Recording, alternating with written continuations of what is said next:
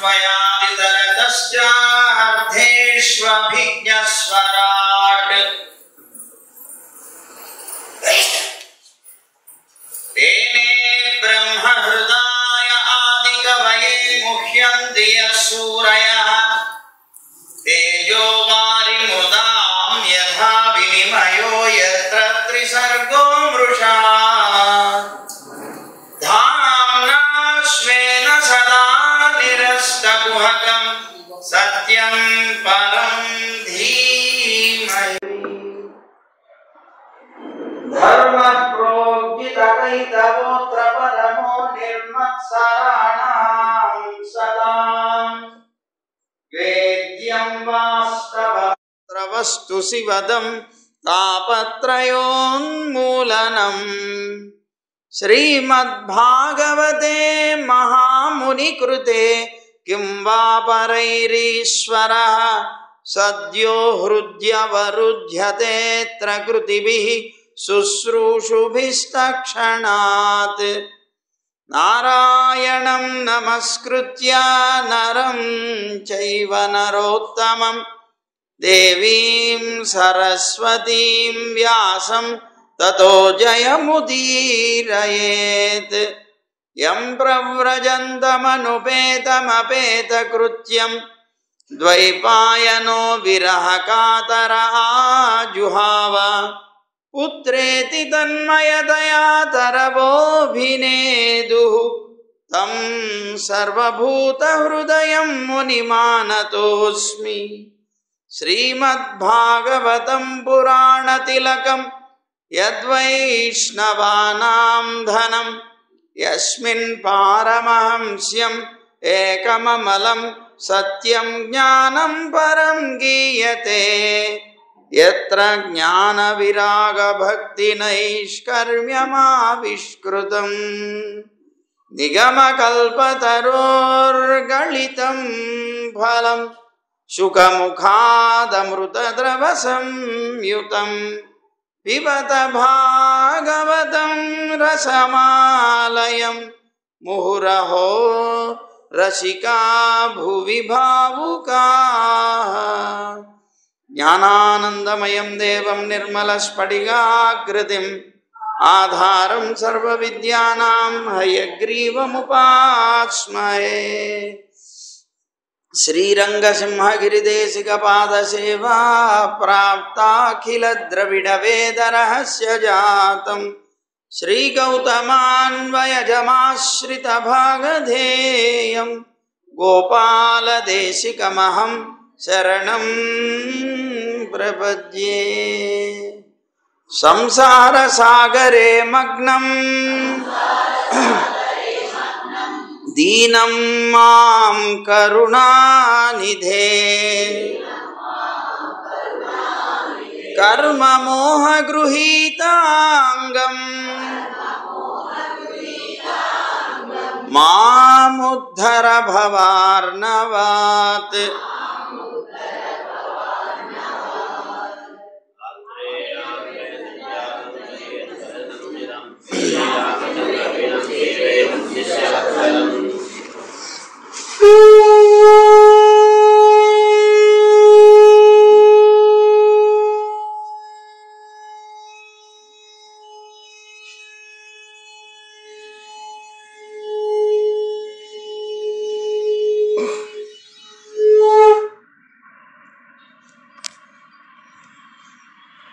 జై గోవింద. సత్యవతి పుత్రుడైనటువంటి జమదగ్ని రేణువు అని చెప్పబడేటువంటి ఆయన యొక్క పుత్రిక అయినటువంటి రేణుక అనేటువంటి ఆమెని వివాహం చేసుకున్నాడు.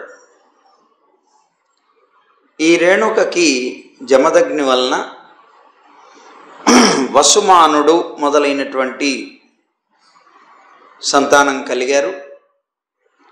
అలా కలిగినటువంటి సంతానంలో చివరివాడు రాముడు అని పిలువబడ్డాడు. అతను చాలా ప్రసిద్ధికెక్కాడు. పండితులందరూ కూడా ఈ రాముణ్ణి కార్తవీర్య కులాంతకుడుగాను, అలాగే వాసుదేవ అంశతో పుట్టినటువంటి వాడుగాను ఈయన్ని కీర్తిస్తూ ఉంటారయ్యా. ఇతను పృథివిని సుమారు 21 సార్లు క్షత్రియ శూన్యంగా చేశాడు. రాజులందరినీ కూడాను చంపేశాడు, సంహరించి క్షత్రియ శూన్యం చేశాడు. తద్వారా భూమి యొక్క భారాన్ని తగ్గించాడయా అని చెప్తున్నాడు. అయితే పరీక్షిత్ మహారాజుకి సందేహం కలిగింది. ఇంద్రియాల్ని జయించకుండా విచ్చలవిడిగా తిరిగేటువంటి రాజులు, క్షత్రియులు యథార్థంగా వాళ్ళందరూ కూడాను భోగలాలసులయ్యే ఉంటారు. కానీ బ్రాహ్మణుడైనటువంటి రాముడికి ఏం అపకారం చేశారు వాళ్ళు? ఏం అపరాధం చేయటం వల్ల ఆయనకి అంత తీవ్రమైనటువంటి కోపం వచ్చి మాటిమాటికి 21 సార్లు భూమి మీద పర్యటించి క్షత్రియులను ఎందుకు నాశనం చేశాడు అని సందేహం కలిగి అడిగాడు. దానికి సమాధానం చెప్తున్నాడు సుఖమహర్షి. ఆయన దానికి కారణం ఏమిటి అంటే కార్తవీర్యార్జునుడు అన్నాడు. ఇతను హైహయాధిపతి, క్షత్రియుడు. ఆ కార్తవీర్యార్జునుడు అని చెప్పబడేటువంటి అతను చాలా గొప్ప పరాక్రమం కలిగినటువంటి వాడు. అతనికి 1000 భుజాలు ఉండేవి. ఈ 1000 భుజాలని, అంత గొప్ప పరాక్రమాన్ని అతను స్వయంగా దత్తాత్రేయుడు అని చెప్పబడేటువంటి నారాయణుడి యొక్క అంశావతారమైనటువంటి ఆయన యొక్క భక్తుడై ఆయన్ని ఆరాధించి ఆయన దగ్గర నుంచి వరంగా పొందాడు. ఆ కోరినటువంటి కోరికల్లో 1000 భుజాలతోనే కాకుండా శత్రువులు ఎవ్వరూ కూడాను తనని జయించలేనట్లుగా, అలాగే చాలా తీవ్రమైనటువంటి ఇంద్రియ సామర్థ్యం కలిగినటువంటి వాడిగా, అంటే బల సంపద కలిగినటువంటి వాడుగా, లోకంలో అష్టైశ్వర్యాలు కూడాను తన దగ్గర ఉండేలాగా, తేజస్సు కానీ, వీర్యం కానీ, యశస్సు కానీ, యోగేశ్వరత్వం కానీ, అణిమాది అష్టసిద్ధులు కానీ ఇవన్నీ కూడాను పొంది నేను వాయువులాగా ఎదురు లేనటువంటి వాడినై భూమి మీద సంచరించగలగాలి అని దత్తాత్రేయుణ్ణి ఆరాధించి ఆయన గురించి తపస్సు చేస్తే ఆయన అనుగ్రహించినటువంటి వరాలు అవి పొంది ఉన్నాడు అతను. అందువల్ల ఎదురు లేనివాడయ్యాడు. చాలా గొప్ప పరాక్రమం కలిగినటువంటి వాడు. ఇతని యొక్క పరాక్రమం ఎంత అనేదాన్ని ఒక చిన్న ఉదాహరణ చెప్తానన్నాడు.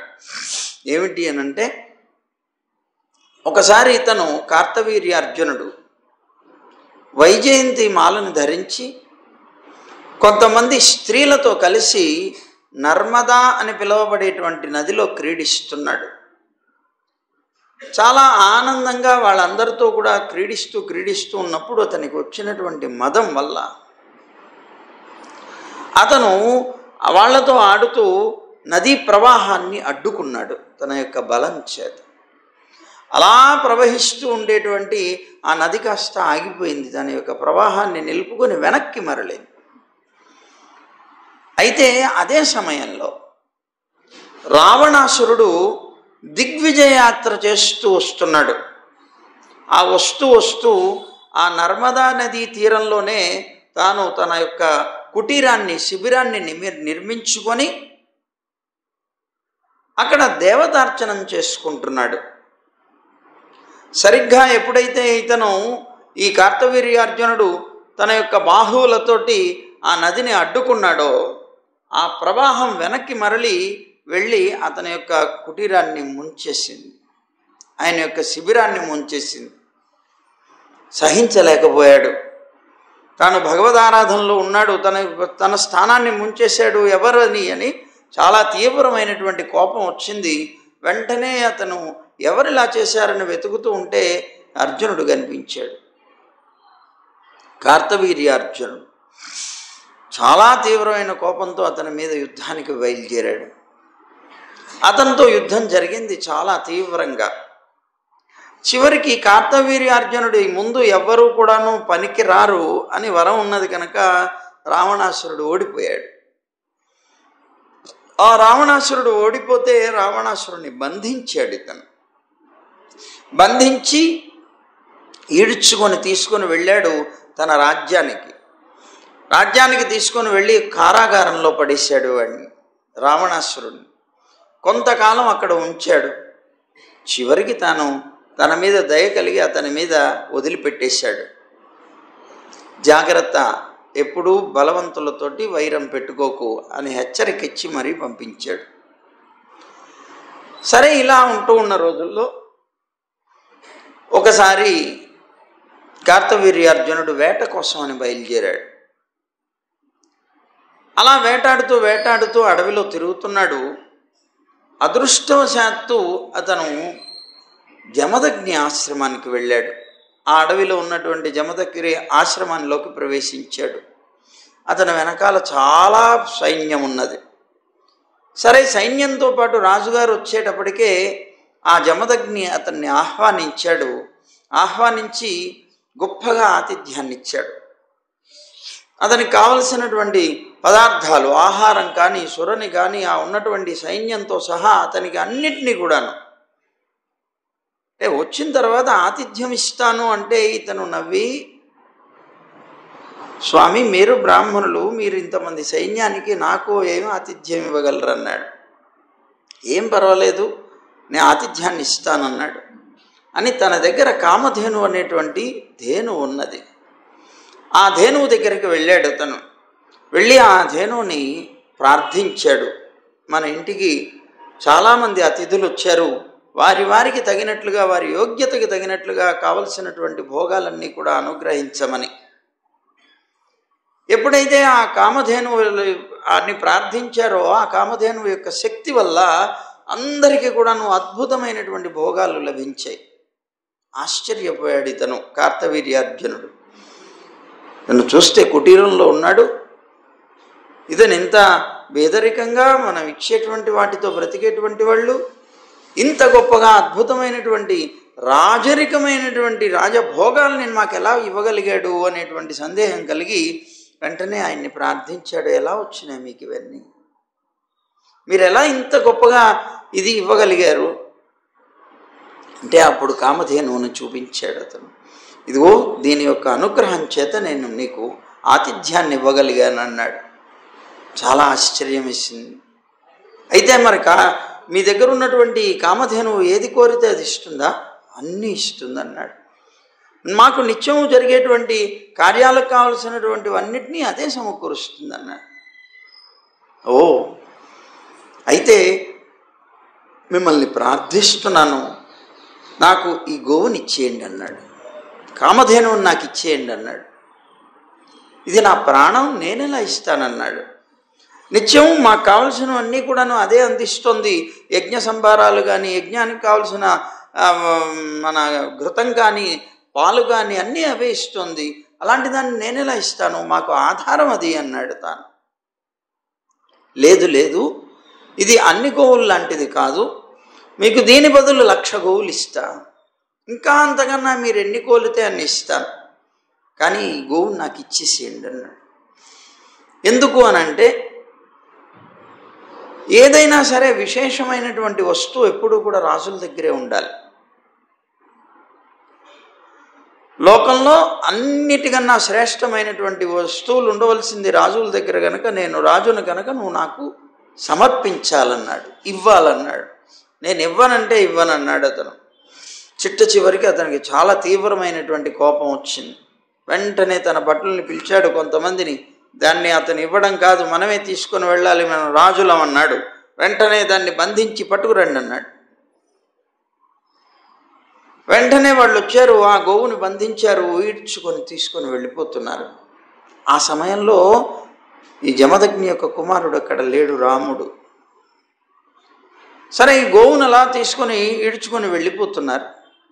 ఆ గోవు అంబా అంబా అంటోంది. మహర్షి, నన్ను వదిలేస్తావా? నన్ను ఎంతకాలం పోషించి నన్ను వదిలేస్తావా? నేను నీకు భారం అయ్యానా అంటోంది ఆ గోవు. నేను అశక్తుణ్ణి, నేనేం చేయగలను, నువ్వే రక్షించుకోవాలి అంటున్నాడు ఆయన.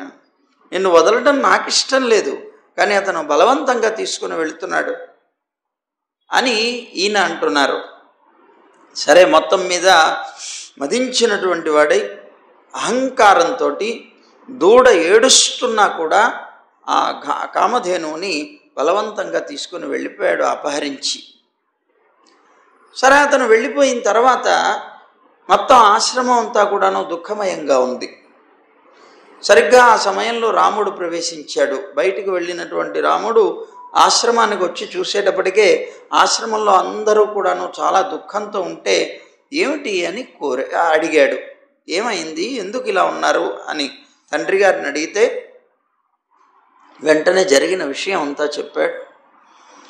తండ్రి చెప్పిన వార్త వినేటప్పటికే ఒక్కసారి దెబ్బతిన్న పాములాగా పుష్మని లేచాడు ఆయన. చాలా తీవ్రమైనటువంటి కోపంతో రాముడు వెంటనే తాను అన్నాడు, ఆశ్రమాన్ని జాగ్రత్తగా చూసుకోండి అన్నాడు. పరశు అనేటువంటి ఆయుధాన్ని తీసుకున్నాడు. కవచాన్ని, అంబుల పొదిని మొత్తం అన్నీ కూడా తీసుకొని, ధనస్సును తీసుకొని ఆ రాజు మీద వెంట పరిగెట్టాడు. ఎప్పుడు వెళ్ళాడు? ఇదిగో వెళ్ళాడు, వెళుతూ ఉండుంటాడు. తను పరిగెట్టుకుంటూ వెళ్ళాడు. అప్పటికే రాజ్య పొలిమేరల్లోకి చేరిపోయాడు అతను ఆ గోవును తీసుకొని. ఎప్పుడైతే అతను వస్తున్నాడు అనేటువంటిది ఈ కార్తవీర్యార్జునుడికి తెలిసిందో వెంటనే ఆ కార్తవీర్యార్జునుడు తనతో ఉన్నటువంటి సైన్యాన్నంతటినీ కూడా అతని మీదకి పంపించాడు యుద్ధానికి. ఆ సైన్యమంతా కూడాను వచ్చింది ఆ పరశురాముడి మీద పడింది. ఆ పరశురాముడు తీవ్రమైనటువంటి కోపంతో వాళ్ళందరితో యుద్ధం చేసి అందరినీ కూడా సంహరించి పారేశాడు. అందరినీ సంహరించేటప్పటికే చిట్ట చివరికి తానొక్కడే మిగిలాడు. తప్పదు, తాను వెళ్ళాలి యుద్ధానికి బయలుదేరాడు అతను. అలా రాముడి మీద ఉండేటువంటి కోపం చేత అతను బయలుదేరి వెళ్ళాడు. తనకి 1000 భుజాలు ఉన్నాయన్నాం అంటే అటు ఒక 500, ఇటు ఒక 500, అటు ఒక 500, ఇటు ఒక 500, 2 చేతులు కదా, అలా ఉండేటువంటివి 1000 ఉన్నాయి. ఆ 1000 చేతులతోటి 500 ధనస్సులు పట్టుకున్నాడు తాను. 500 ధనస్సులు పట్టుకొని 500 బాణాలు ఎక్కుపెట్టి ఆ పరశురాముడి మీదకి వదిలాడు. ఎప్పుడైతే వదిలాడో వెంటనే పరశురాముడు కూడా తన యొక్క ధనస్సును తీసుకున్నాడు. ఒకే బాణం, ఒకే ధనస్సు ఇతని దగ్గర. ఆ ఒక్క బాణంతో వచ్చేటువంటి 500 బాణాలని కూడాను తెగ నరికేశాడు. తెగ నరికేసి అతన్ని కార్తవీర్యార్జునుడిని కూడా బాణాలతో, ఆ బాణం వెళ్ళి అవి తెగ నరికేసి అతన్ని కొట్టింది.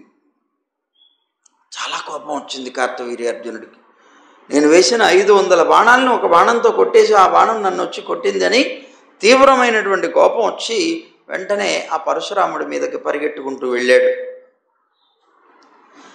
ఆ రాముడు బలమైనటువంటి ఆయుధాన్ని తీసుకున్నాడు. తన యొక్క పరశువుని తీసుకొని ఆ మీదకు వస్తున్నటువంటి అతని యొక్క భుజాలు ఏవైతే ఉన్నాయో ఆ భుజాలన్నింటినీ తెగ నరికేశాడు.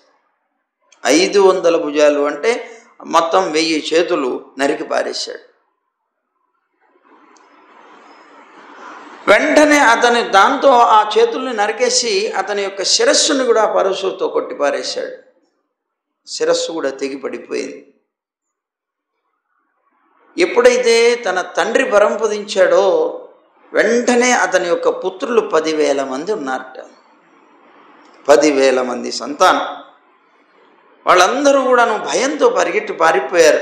1000 భుజాలు కలిగినటువంటి వాడు, అప్రతిహతంగా లోకంలో తిరగలిగేటువంటి వ్యక్తి, ఎవ్వరికీ కూడాను జయించశక్యం కానటువంటి వ్యక్తి ఒక్క పరశురాముడి చేత, అది కూడా ఒక బ్రాహ్మణుడి చేత చనిపోయాడు అనేటప్పటికే చాలా భయంకరమైనటువంటి ఆ యుద్ధంలో దాని భుజాలన్నీ కూడాను తెగిపడిపోతూ ఉంటే, శిరస్సు తెగిపడిపోతే భయపడిపోయారు వీళ్ళందరూ. 10,000 మంది కూడా భయపడి పరుగులు ఎత్తుకుంటూ వెళ్ళిపోయారు, అక్కడి నుంచి పారిపోయారు. అలా భయంతో పారిపోయినటువంటి వాళ్ళని వదిలేసి అక్కడ వదిలివేయబడినటువంటి ఆ కామధేనువుని దూడతో సహా జాగ్రత్తగా పట్టుకొని తీసుకొని వచ్చి తండ్రి గారికి ఒప్పగించాడు. రాజు అన్నాడు, మన తండ్రి జమదగ్ని అన్నాడు, నువ్వు ఎలా తెచ్చావు నాయనా? మహాబల పరాక్రమవంతుడు కదా అతను, ఆ రాజును ఎలా ఓడించగలిగావు, ఎలా తీసుకొని రాగలిగావు అన్నాడు. అంటే జరిగిన విషయం అంతా చెప్పాడు. నేను ఆ రాజుని సంహరించానన్నాడు. అతని భుజాలు నరికి పారేశానన్నాడు. ఇవన్నీ చెప్తూ ఉండేటప్పటికే తండ్రి చాలా బాధపడ్డాడు. అయ్యయ్యో, ఎంత పని చేసావయ్యా, నువ్వు బ్రాహ్మణుడివి, బ్రాహ్మణుడికి ప్రధానంగా కావలసినటువంటి గుణం క్షమించడం అనేటువంటి గుణం కావాలి. అతను అపరాధం చేశాడని నువ్వు క్షమని వదిలేసేసి నీ యొక్క బ్రాహ్మణత్వాన్ని మంటగలిపావు. చాలా తప్పు చేశావు. ఈ బ్రాహ్మణత్వం అనేటువంటి ఈ క్షమాగుణం అనేటువంటిది ప్రధానంగా కలిగే బ్రహ్మ పరమేష్టి పదవిని పొందగలిగాడు. అంత గొప్పది క్షమాగుణం అనేటువంటిది. ఈ క్షమాగుణం ఉన్నటువంటి వారిని సాక్షాత్తు శ్రీమన్నారాయణుడు తొందరగా అనుగ్రహిస్తాడు. వాళ్ళని అనుగ్రహించడంలో కూడా చాలా త్వరగా అనుగ్రహిస్తాడు. క్షమాగుణం కనుక ఉంటే ఎంత పెద్ద దోషమైనా సరే క్షమించగలిగేటువంటి స్థితి కావాలి. అందువల్ల నువ్వు సార్వభౌముడైనటువంటి రాజు మీద యుద్ధానికి వెళ్ళడం తప్పు, అతన్ని చంపడం బ్రాహ్మణ వధ కన్నా కూడాను పాపమయ్యా అన్నాడు. బ్రహ్మహత్యా దోషం కన్నా పాపం. అతను సమ్రాట్, అతను సార్వభౌముడైనటువంటి రాజు, అతన్ని సంహరించావు కనుక నువ్వు ప్రాయశ్చిత్తం చేసుకోవాలి అన్నాడు తండ్రి. అందుకని అచ్యుతుడైనటువంటి శ్రీకృష్ణుడిని మనస్సులో పెట్టుకో, నిరంతరం ఆయన గురించి స్మరిస్తూ నువ్వు ఆ పాపాన్ని పోగొట్టుకోవడానికి 1 సంవత్సరం పాటు తీర్థయాత్రలు చేయాలన్నాడు. తండ్రి గారు చెప్పినట్లుగానే పరశురాముడు తీర్థయాత్రలకు వెళ్ళాడు. సంవత్సరం పాటు చేశాడు. సంవత్సరం అంతా తీర్థయాత్రలు చేసి చిట్ట చివరికి మళ్ళీ ఆశ్రమానికి తిరిగి వచ్చాడు. ఇలా ఉంటూ ఉండగా కొంతకాలానికి ఒక రోజున ఈ పరశురాముడి యొక్క తల్లి రేణుక ప్రతిరోజు నదికి వెళ్ళి నీళ్లు తీసుకొని రావాలి. ఆశ్రమంలో కార్యం యజ్ఞం ప్రారంభం అవ్వడానికన్నా ముందుగానే తను బయలుదేరి వెళ్ళింది నీళ్లు తేవడానికి నదీ తీరానికి. సరే, నది తేవడానికి గంగకి వెళ్ళినటువంటి ఆమెడికి అక్కడే అప్సరసలతో క్రీడిస్తున్నటువంటి గంధర్వరాజైనటువంటి పద్మమాలి అనేటువంటి వాడిని చూసింది. గంధర్వుడు వాడు, అతను అప్సరసలతో విహరిస్తున్నాడు, జలాల్లో క్రీడిస్తున్నాడు. అది చూసేటప్పటికే దాని మీద స్పృహ కలిగింది ఈమెడికి. చాలా అందమైనటువంటి వాడు, ఆ అందమైనటువంటి అప్సరసలతో ఆడుతున్నాడు. అతన్ని చూసి అతని యొక్క సౌందర్యానికి కొద్ది క్షణం పాటు అక్కడ తన యొక్క మనస్సు స్పృహ కోల్పోయింది. అలాగే చూస్తూ నిలబడిపోయింది వాళ్ళ యొక్క క్రీడని. ఈ లోపల హోమం చేయవలసినటువంటి సమయం గడిచిపోతోంది జమదగ్నికి. అక్కడ తీర్థం వస్తే కానీ మిగిలిన పని జరగదు. సరే, ఆమె ఆ సమయం గడిచిపోతోంది అనేటువంటి విషయం కూడా మర్చిపోయింది. ఇక్కడ సంఘటనను చూస్తూ నిలబడిపోయి తర్వాత ఒక్కసారి జ్ఞాపకం వచ్చింది. అరే నేను ఎంత పొరపాటు చేశాను, ఇక్కడ నిలబడిపోయాను, యజ్ఞానికి సమయం అయిపోతుంది అని వెంటనే అక్కడి నుంచి పరుగులు పెట్టుకుంటూ వచ్చేసింది. త్వరగా భయంతో, భర్త మీద భయం చేత పరిగెట్టుకుంటూ వచ్చింది. సరే, వచ్చినటువంటి ఆమె తాను చేసినటువంటి తప్పుని ఒకసారి, ఆ తప్పు చేసిన వాడు ఎప్పుడూ కూడాను కొద్దిగా కంగారు పడతాడు. రోజు నీళ్ళకి వెళ్ళి రోజు నీళ్లు తెచ్చేటువంటి ఆమె ప్రశాంతంగా వస్తుంది. అలాంటి ప్రశాంతంగా రావాల్సినటువంటి ఈమె ఇవాళ ఏమిటి ఇంత కంగారు పడుతోంది, కారణం ఏమిటి, ఆందోళన పడుతోంది. ఆ పడుతున్నటువంటి ఆ భార్య ఎందుకు ఇలా చేసింది అని ఒక్కసారి వెంటనే తాను దివ్య దృష్టితో చూశాడు. చూసేటప్పటికే ఆమె అక్కడ వాళ్ళని చూస్తూ నిలబడినటువంటి సంఘటన కనిపించింది. ఓ, అతని మీద కొద్దిగా స్పృహ కలిగి మనస్సు వ్యభిచరించింది అనే భావం కలిగింది. దాన్నే వ్యభిచారం అంటారు కదా.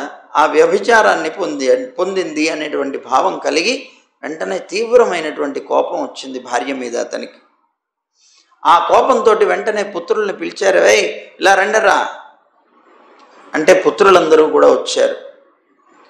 రాముడు కాకుండా మిగిలిన వాళ్ళందరూ కూడా వచ్చారు.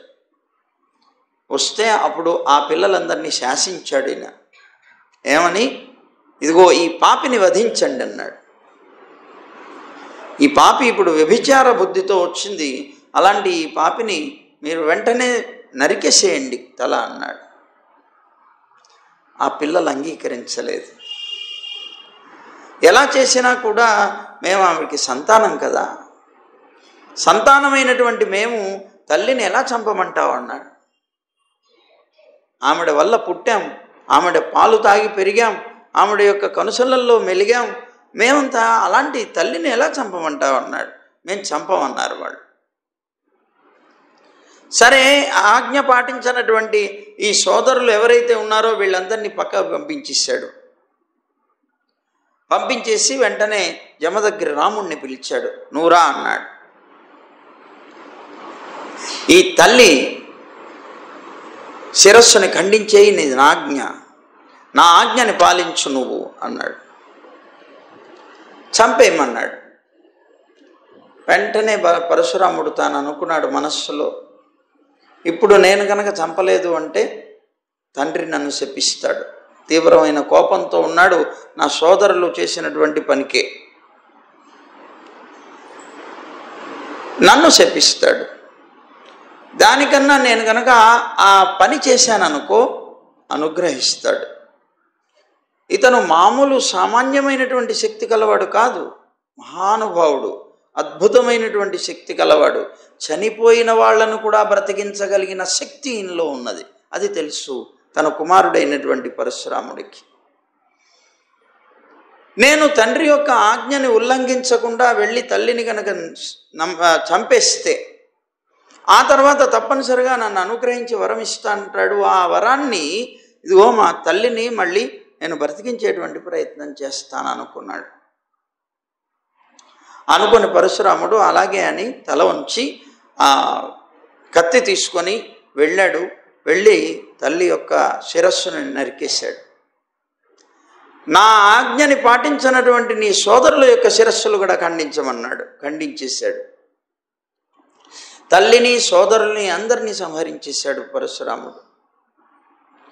చాలా సంతోషపడ్డాడు తండ్రి.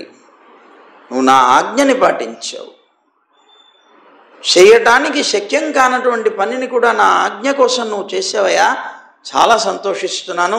నువ్వేం కావాలంటే అది వరం కోరుకో, ఇస్తానన్నాడు.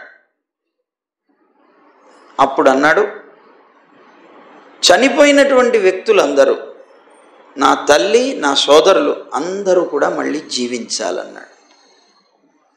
వాళ్ళందరూ బ్రతకాలి. అయితే వాళ్ళు బ్రతికిన తర్వాత వాళ్ళకి ఎందుకు చంపానో, ఎందుకు చంపబడ్డారో ఏ విషయాలు వాళ్ళకి గుర్తుండకూడదు అన్నాడు. నేను చంపింది కానీ, వాళ్ళు చంపబడింది కానీ, చంపబడడానికి కారణమైనటువంటిది కానీ ఏమీ గుర్తుండకూడదు, ఇంకా జ్ఞాపకానికి కూడా రాకూడదు. ఆ విధంగా వరం ఇమ్మన్నాడు. సంతోషించాడు తండ్రి. వెంటనే వరం ఇచ్చాడు. వాళ్ళందరూ బ్రతుకుతారు, వాళ్ళకి ఈ విషయాలు ఏవి కూడాను జ్ఞాపకం ఉండవు అన్నాడు. అందరూ బ్రతికారు, అందరూ లేచారు. వాళ్ళకి అసలు ఏమీ గుర్తు కూడా లేదు, మామూలుగానే జీవనం సాగించారు. సరే, ఇలా నడుస్తోంది. చాలా చక్కగా జీవితం గడుస్తోంది. ఆశ్రమం వైభవంగా వెళుతోంది. కార్తవీర్యార్జున్ని చంపేశాడు కదా పరశురాముడు. అతని యొక్క 10,000 మంది పుత్రులు కూడా ఎలా కక్ష తీర్చుకోవాలి అని ఆలోచన ప్రారంభించారు. ఈ పరశురాముడిని తప్పనిసరిగా మా తండ్రిని చంపినటువంటి వ్యక్తిని వదలకూడదు, ఎలాగైనా సరే పరశురాముడిని చంపాలనుకున్నారు. కానీ వాళ్ళల్లో వాళ్ళు ఆలోచించుకొని అతని బలం ముందు మనం పనికిరామనేటువంటి భావానికి వచ్చారు. అయినా సరే ఇంతమంది ఉన్నాం కనుక 10,000 మంది కలిసి చంపితే ఎందుకు సావుడు అనుకున్నారు. అనుకొని బయలుదేరదాం అని ఒక రోజున వాళ్ళందరూ ఆశ్రమానికి వచ్చారు. ఆశ్రమంలో పరశురాముడు లేడు, వాళ్ళ సోదరులు లేరు, వీళ్ళందరూ బయటికి వెళ్ళి ఉన్నారు. అది తెలుసుకొని ఆశ్రమానికి వచ్చాడు. అతన్ని మనం చంపలేకపోతే అతని తండ్రిని చంపచ్చు అనుకున్నారు. మా తండ్రిని చంపాడు కనుక అతని తండ్రిని చంపి మేము ఆ కక్షని తీర్చుకోవచ్చు అనుకున్నారు. వెంటనే వాళ్ళందరూ వైరంతో ఆశ్రమానికి వచ్చి అప్పుడే యాగశాలలో కూర్చున్నాడు. యాగశాలలో మిగిలిన కార్యక్రమాలన్నీ పూర్తి చేసి ధ్యాన నిమగ్నుడై ఉన్నాడు. ఆ ధ్యానంతో ఉన్నటువంటి జమదగ్నిని చూశారు వీళ్ళు. వెంటనే వెళ్ళి కత్తి తీసుకొని అతని యొక్క శిరస్సును ఖండించి ప్రయత్నంతో పరిగెట్టుకుంటూ మీద పడ్డారు. రేణుక భార్య చూసింది, పెద్దగా గగ్గోలు పెట్టింది. వద్దు వద్దు, నా భర్తను చంపకండి, నా భర్తను చంపకండి, నాకు ప్రాణభిక్ష పెట్టండి అంటూ ఆవిడ కాళ్ళు పట్టుకొని వాళ్ళని విపరీతంగా బతిమాలింది. పాపం దుఃఖిస్తూ ఒక్క తోపు తోసేశారు ఆవిడ్ని. పక్కకి తోసేసి వీళ్ళు వెళ్ళిపోయారు. జమదగ్నిని నిర్దయగా శిరస్సు ఖండించి చంపేశారు. రేణుక భర్తకి ప్రాణభిక్ష పెట్టమంటున్నా కూడా వినకుండా ఉన్నటువంటి వాళ్ళని చూసి గుండెలు బాదుకుంటూ పెద్దగా రోదిస్తోంది. అయ్యో రామా రామా రామా అని గట్టిగా పిలుస్తోంది. ఎక్కడున్నారు, తొందరగా రండి రండి రండి అని పిలుస్తోంది. ఈ రామా రామా అని ఆర్తనాదం చేస్తున్నటువంటి ఆ శబ్దం పరశురాముడి చెవుల్లో పడింది. వనాల్లో తిరుగుతున్నారు వీళ్ళు. ఆ వనాల్లో తిరుగుతూ ఉన్నటువంటి అతని యొక్క చెవిన పడి పరుగు పెట్టుకుంటూ వచ్చేసాడు అతను. ఆ ఆశ్రమం చేరుకుని అక్కడ ఉన్నటువంటి దృశ్యాన్ని చూసి ఒక్కసారి నిశ్చేష్టులైపోయారు. తన తండ్రి యొక్క శిరస్సు తెగి పడిపోయింది. రక్తం ధారలై కారుతోంది. తల్లి గుండెలు బాదుకుంటూ బోరున ఏడుస్తోంది. వెంటనే పుత్రులందరూ కూడాను పడి విలవిలాడిపోయారు, గొప్పగా దుఃఖించారు. అప్పుడు పరశురాముడు తండ్రి యొక్క దేహాన్ని సోదరులకు ఒప్పచెప్పాడు. మీరు జాగ్రత్తగా చూస్తుండండి, నేను వచ్చేదాకా అన్నాడు. నేను వచ్చేదాకా జాగ్రత్తగా చూడండి అని వెంటనే తన యొక్క గొడ్డల్ని పట్టుకొని ఆ క్షత్రియ వంశ నాశనం కోసంగా సంకల్పించుకొని బయలుదేరాడు. మదమత్తులైపోయి ప్రవర్తిస్తున్నారు వీళ్ళు. విచ్చలవిడిగా తమ యొక్క ఇష్టానుసారంగా లోకంలో ఉండేటువంటి అందరినీ కూడాను హింసించి వాళ్ళ యొక్క వస్తువులని, ద్రవ్యాలని అపహరించి తమకున్నటువంటి శక్తి చేత లోకాన్నంతటినీ కూడాను దుఃఖమయం చేస్తున్నారు. ఇలాంటి క్షత్రియులు ఉండడానికి వీల్లేదు, వీళ్ళని నాశనం చేస్తే కానీ నేను మళ్ళీ వెనక్కి రాను అనుకొని సంకల్పించి బయలుదేరాడు. అలా బయలుదేరినటువంటి తాను అర్జునుడు యొక్క పుత్రుల దగ్గరికి వెళ్ళాడు. ముందు ఆ 10,000 మంది యొక్క తలలు నరికి పారేశాడు. చాలా తీవ్రమైనటువంటి కోపంతో వెళ్ళినటువంటి అతన్ని వాళ్ళు ఎదిరించలేకపోయారు. వాళ్ళ తలలన్నీ కూడాను నరికి పారేసి వాటన్నిటిని గుట్టలు గుట్టలుగా పోసట. 10,000 మంది. వాళ్ళ యొక్క రక్తం ఏదైతే ఉందో ఆ రక్తాన్ని బ్రాహ్మణ ద్వేషులైనటువంటి వాళ్ళందరికీ కూడా భయాన్ని కొల్పేలాగా ఒక నది నిర్మించట. ఆ రక్తంతో క్షత్రియుల యొక్క అన్యాయాలకి, వాళ్ళు గర్వించి అహంకరించి లోకంలో ఉండేటువంటి ప్రజలకి కష్టాన్ని కలిగిస్తున్నటువంటి తీరును చూసి 21 సార్లు పృథివీ అంతా కూడాను తిరిగి క్షత్రియుడు అనేటువంటి వాడు ఎక్కడ కనిపించినా సరే నాశనం చేసి పారేశాడు. క్షత్రియ రహితంగా చేసేసట. చేసేసి శమంతక పంచకం అనేటువంటి దాంట్లో కురుక్షేత్రంలో ఉంటుంది. ఆ శమంతక పంచకం అనేటువంటి దాంట్లో ఈ రాజుల యొక్క రక్తంతో 9 హ్రదాలు, సరస్సులు నిర్మించాట. 9 సరస్సులు అక్కడ ఉండదు. ఇప్పుడు వెళితే కురుక్షేత్రంలో రక్తం ఉండదేమో కానీ ఆ 9 హ్రదాల్లో నింపేట. లోకంలో జాగ్రత్త, ఎవరైనా సరే మీ యొక్క హద్దులు దాటి ప్రవర్తించారా అంటూ వాళ్ళందరికీ కూడా హెచ్చరికనిచ్చేట. అలా వాళ్ళందరినీ కూడాను చంపేసి ఆ హ్రదాలు నిర్మించి తాను మళ్ళీ తిరిగి ఆశ్రమానికి వచ్చేట. అప్పటిదాకా జాగ్రత్త పరిచారట అతని యొక్క శరీరాన్ని, పార్థివ శరీరాన్ని తండ్రిది. వచ్చిన తర్వాత అప్పుడు ఆ తలని తండ్రి యొక్క మొండానికి చేర్చి దర్భల మీద ఉంచి యజ్ఞం చేత వాయుదేవుణ్ణి పూజించి యజ్ఞం చేసి ఆ యజ్ఞాన్ని పూర్తి చేసి అప్పుడు రాముడు ఆ సంబంధించినటువంటి కార్యాలన్నీ పూర్తయిపోయిన తర్వాత తండ్రికి సంబంధించిన కార్యాలన్నీ పూర్తి చేసి ఆ యజ్ఞంలో దానం చేయాలి. ఆ యజ్ఞంలో చేయవలసినటువంటి దానం ఇప్పుడు ఏంది, సర్వం భూమంతా తనదైంది. క్షత్రియులందరినీ చంపేశాడు కదా, చంపడం చేత ఈ భూమంతా తనదవ్వడం చేత అదిగో ఆ భూమిలో పూర్వ దిక్కుని హోతకిచ్చేట. యజ్ఞంలో హోతగా ఎవరైతే ఉన్నారో ఆ హోతకి పూర్వ దిక్కునిచ్చేట. ఆ యజ్ఞానికి యజ్ఞ బ్రహ్మ ఉంటాడు, ఆ యజ్ఞ బ్రహ్మకి దక్షిణ దిక్కునిచ్చేసేట. అధ్వర్యుడు అని చెప్పబడేటువంటి అతను ఉంటాడు, అతనికి పశ్చిమ దిక్కుని దానం చేసేట. ఉద్గాత అనేటువంటి అతనికి ఉత్తర దిక్కుని దానం చేసేట. ఈశాన్యం, ఆగ్నేయం, నైరుతి, అలాగే వాయవ్యం అని చెప్పబడేటువంటి 4 దిక్కులు ఏవైతే ఉన్నాయో వాటన్నిటినీ ఋత్విక్కులైనటువంటి వారు, ఆ యజ్ఞంలో పాల్గొన్నటువంటి ఋత్విక్కులందరికీ కూడా దక్షిణగా ఇచ్చేట. అలాగే మధ్య దేశం ఏదైతే ఉంటుందో ఆ మధ్యలో ఉండేటువంటి దేశాన్ని కశ్యపుడికి ఇచ్చేట. ఆర్యావర్తం అని చెప్పబడేటువంటి ఒక ప్రాంతాన్ని ఉపద్రష్టకి ఇచ్చేట. మిగిలినటువంటి దేశం ఏదైతే ఉన్నదో ఆ దేశాన్ని సదస్సులకు ఇచ్చేట. అందరికీ ఇలా దానం చేసేసి యజ్ఞం అయిపోయిన తర్వాత అవభృత స్నానం చేసేట. తాను అవభృత స్నానం చేసి ఎందుకు చేశాడు, వీళ్ళందరినీ చంపిన దానికి ప్రాయశ్చిత్తంగా యజ్ఞం చేశాడు. ఆ యజ్ఞం చేసి అవభృత స్నానం చేశాడు. ఆ చేసినటువంటి సంపద ఏదైతే తాను సంపాదించాడో అదంతా కూడా అందరికీ దానం చేసేసాడు. చేసి అప్పుడు అవభృత స్నానం చేస్తే అది ఎందుకు చేశాడు, తన పాపాన్ని పోగొట్టుకోవడం కోసం. ఆ పాపం అంతా కూడా పోయింది ఆయన. అప్పుడు అతను వెళ్ళి మహానది అయినటువంటి సరస్వతి ఏదైతే ఉన్నదో ఆ సరస్వతి నదీ తీరంలో నివసించాట. ఆ తర్వాత రాముడి చేత చాలా గొప్పగా పూజింపబడినటువంటి జమదగ్ని, ఆయనే కదా, మరి ఆయన కోసమే కదా ఇంత తపన పడ్డాడు. అలాంటి ఆ జమదగ్ని చనిపోయిన తర్వాత తాను సప్తర్షి మండలంలో 7వ ఋషి అయ్యాట. శరీరం త్యాగం చేసిన తర్వాత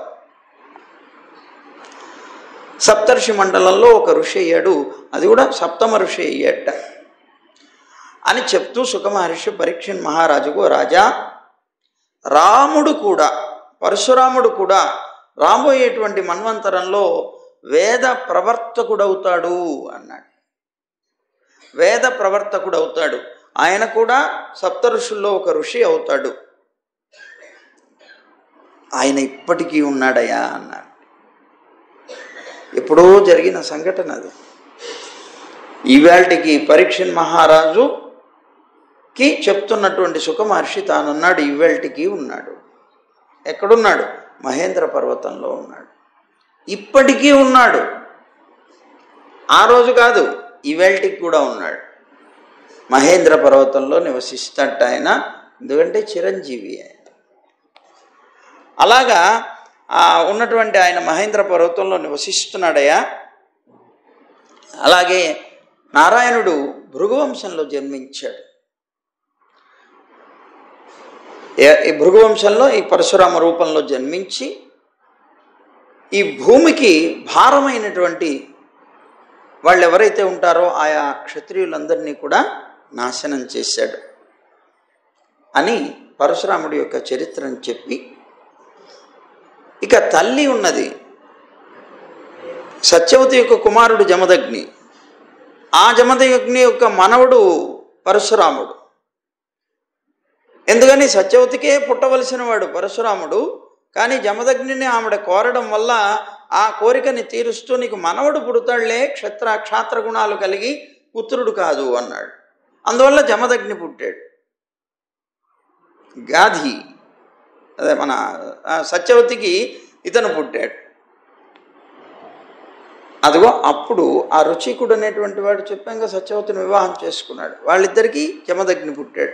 ఆ జమదగ్ని పుత్రుడు అవడం వల్ల సత్యవతికి మనవడయ్యాడు.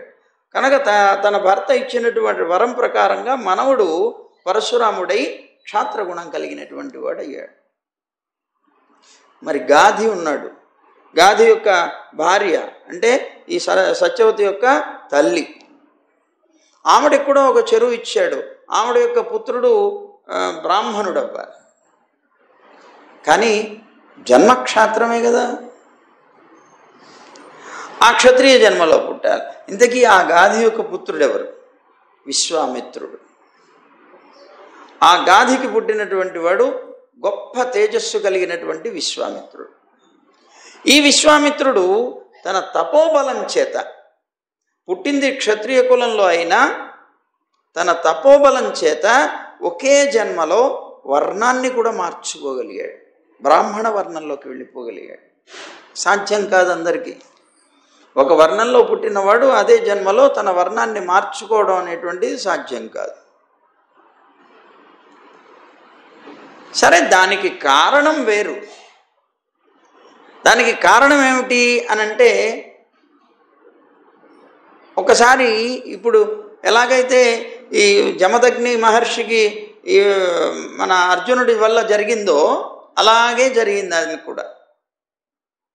ఈ విశ్వామిత్రుడు అడవిలో వేటగాని వచ్చి ఒకసారి వశిష్ఠుడి యొక్క ఆశ్రమానికి వస్తాడు. అక్కడ నందిని అనేటువంటి ధేనువు ఉన్నది, కామధేనువు యొక్క సంతానం. ఆ నందిని ధేనువుని ఆయన తన యొక్క నిత్య కార్యక్రమాలకి దాని యొక్క అది అనుగ్రహించేటువంటి ద్రవ్యాలతో నడుపుకుంటున్నాడు. ఇదిగో ఈ విశ్వామిత్రుడికి ఆతిథ్యాన్ని ఇస్తే విశ్వామిత్రుడు దాన్ని కోరాడు, క్షత్రియుడు కదా. అప్పుడు దాన్ని కూడా ఇలాగే తీసుకొని వెళ్ళాలని ప్రయత్నం చేశాడు. చేస్తే దాని నుంచి వచ్చినటువంటి వాళ్ళు సైన్యం చాలా భయంకరంగా యుద్ధం చేసి ఓడించారు. మహాయుద్ధం జరిగింది. అప్పుడు బ్రహ్మదండంతో వశిష్ఠుడు అతన్ని జయించాడు.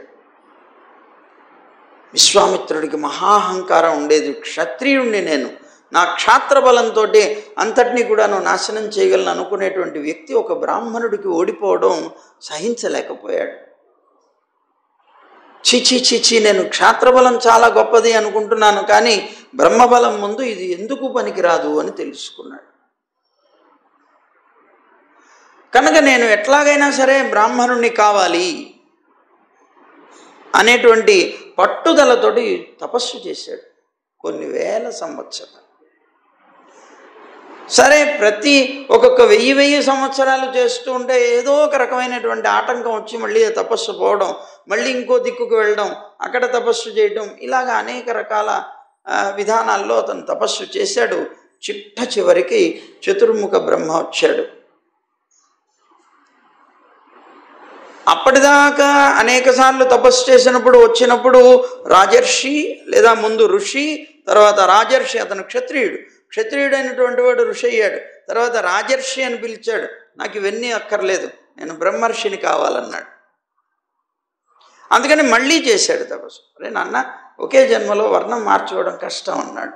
నాకు సందేహం, నాకేమి దాని గురించి అవసరం లేదు, నాకు మాత్రం తప్పనిసరిగా నేను కావాలంటే ఎన్ని వేల సంవత్సరాలైనా తపస్సు చేస్తాను, నేను బ్రహ్మర్షిని అవ్వి తీరాలన్నాడు.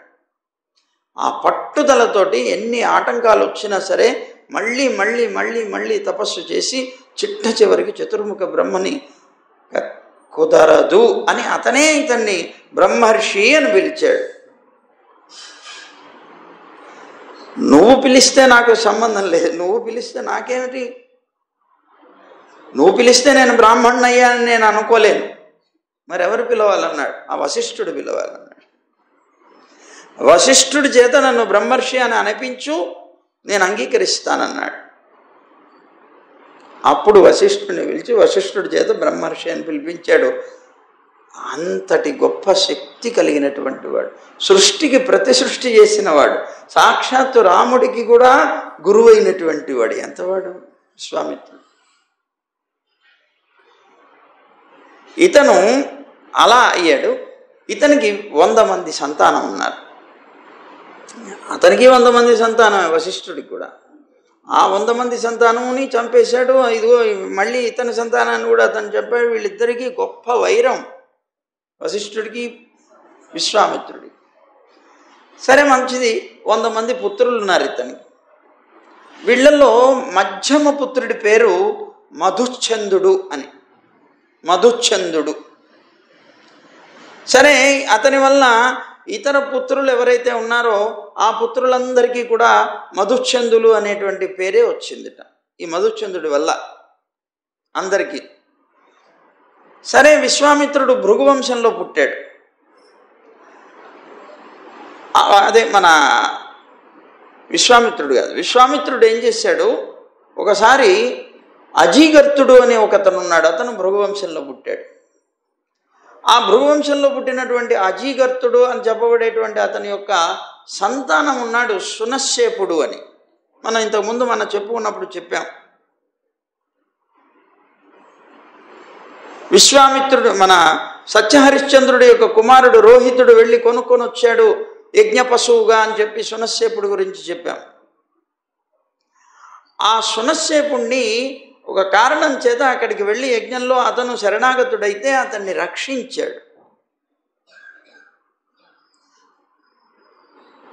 అది మన బలి పశువు కాకుండా రక్షించినప్పుడు అటు నా తల్లికి నేను కానివాడినయ్యాను, నా తల్లికి నేను కానివాడినయ్యాను, నేను అనాథని కదా అంటే నేనే నిన్ను పుత్రుడిగా స్వీకరిస్తున్నాను అని విశ్వామిత్రుడు స్వీకరించాడు శునశ్శేపుడు.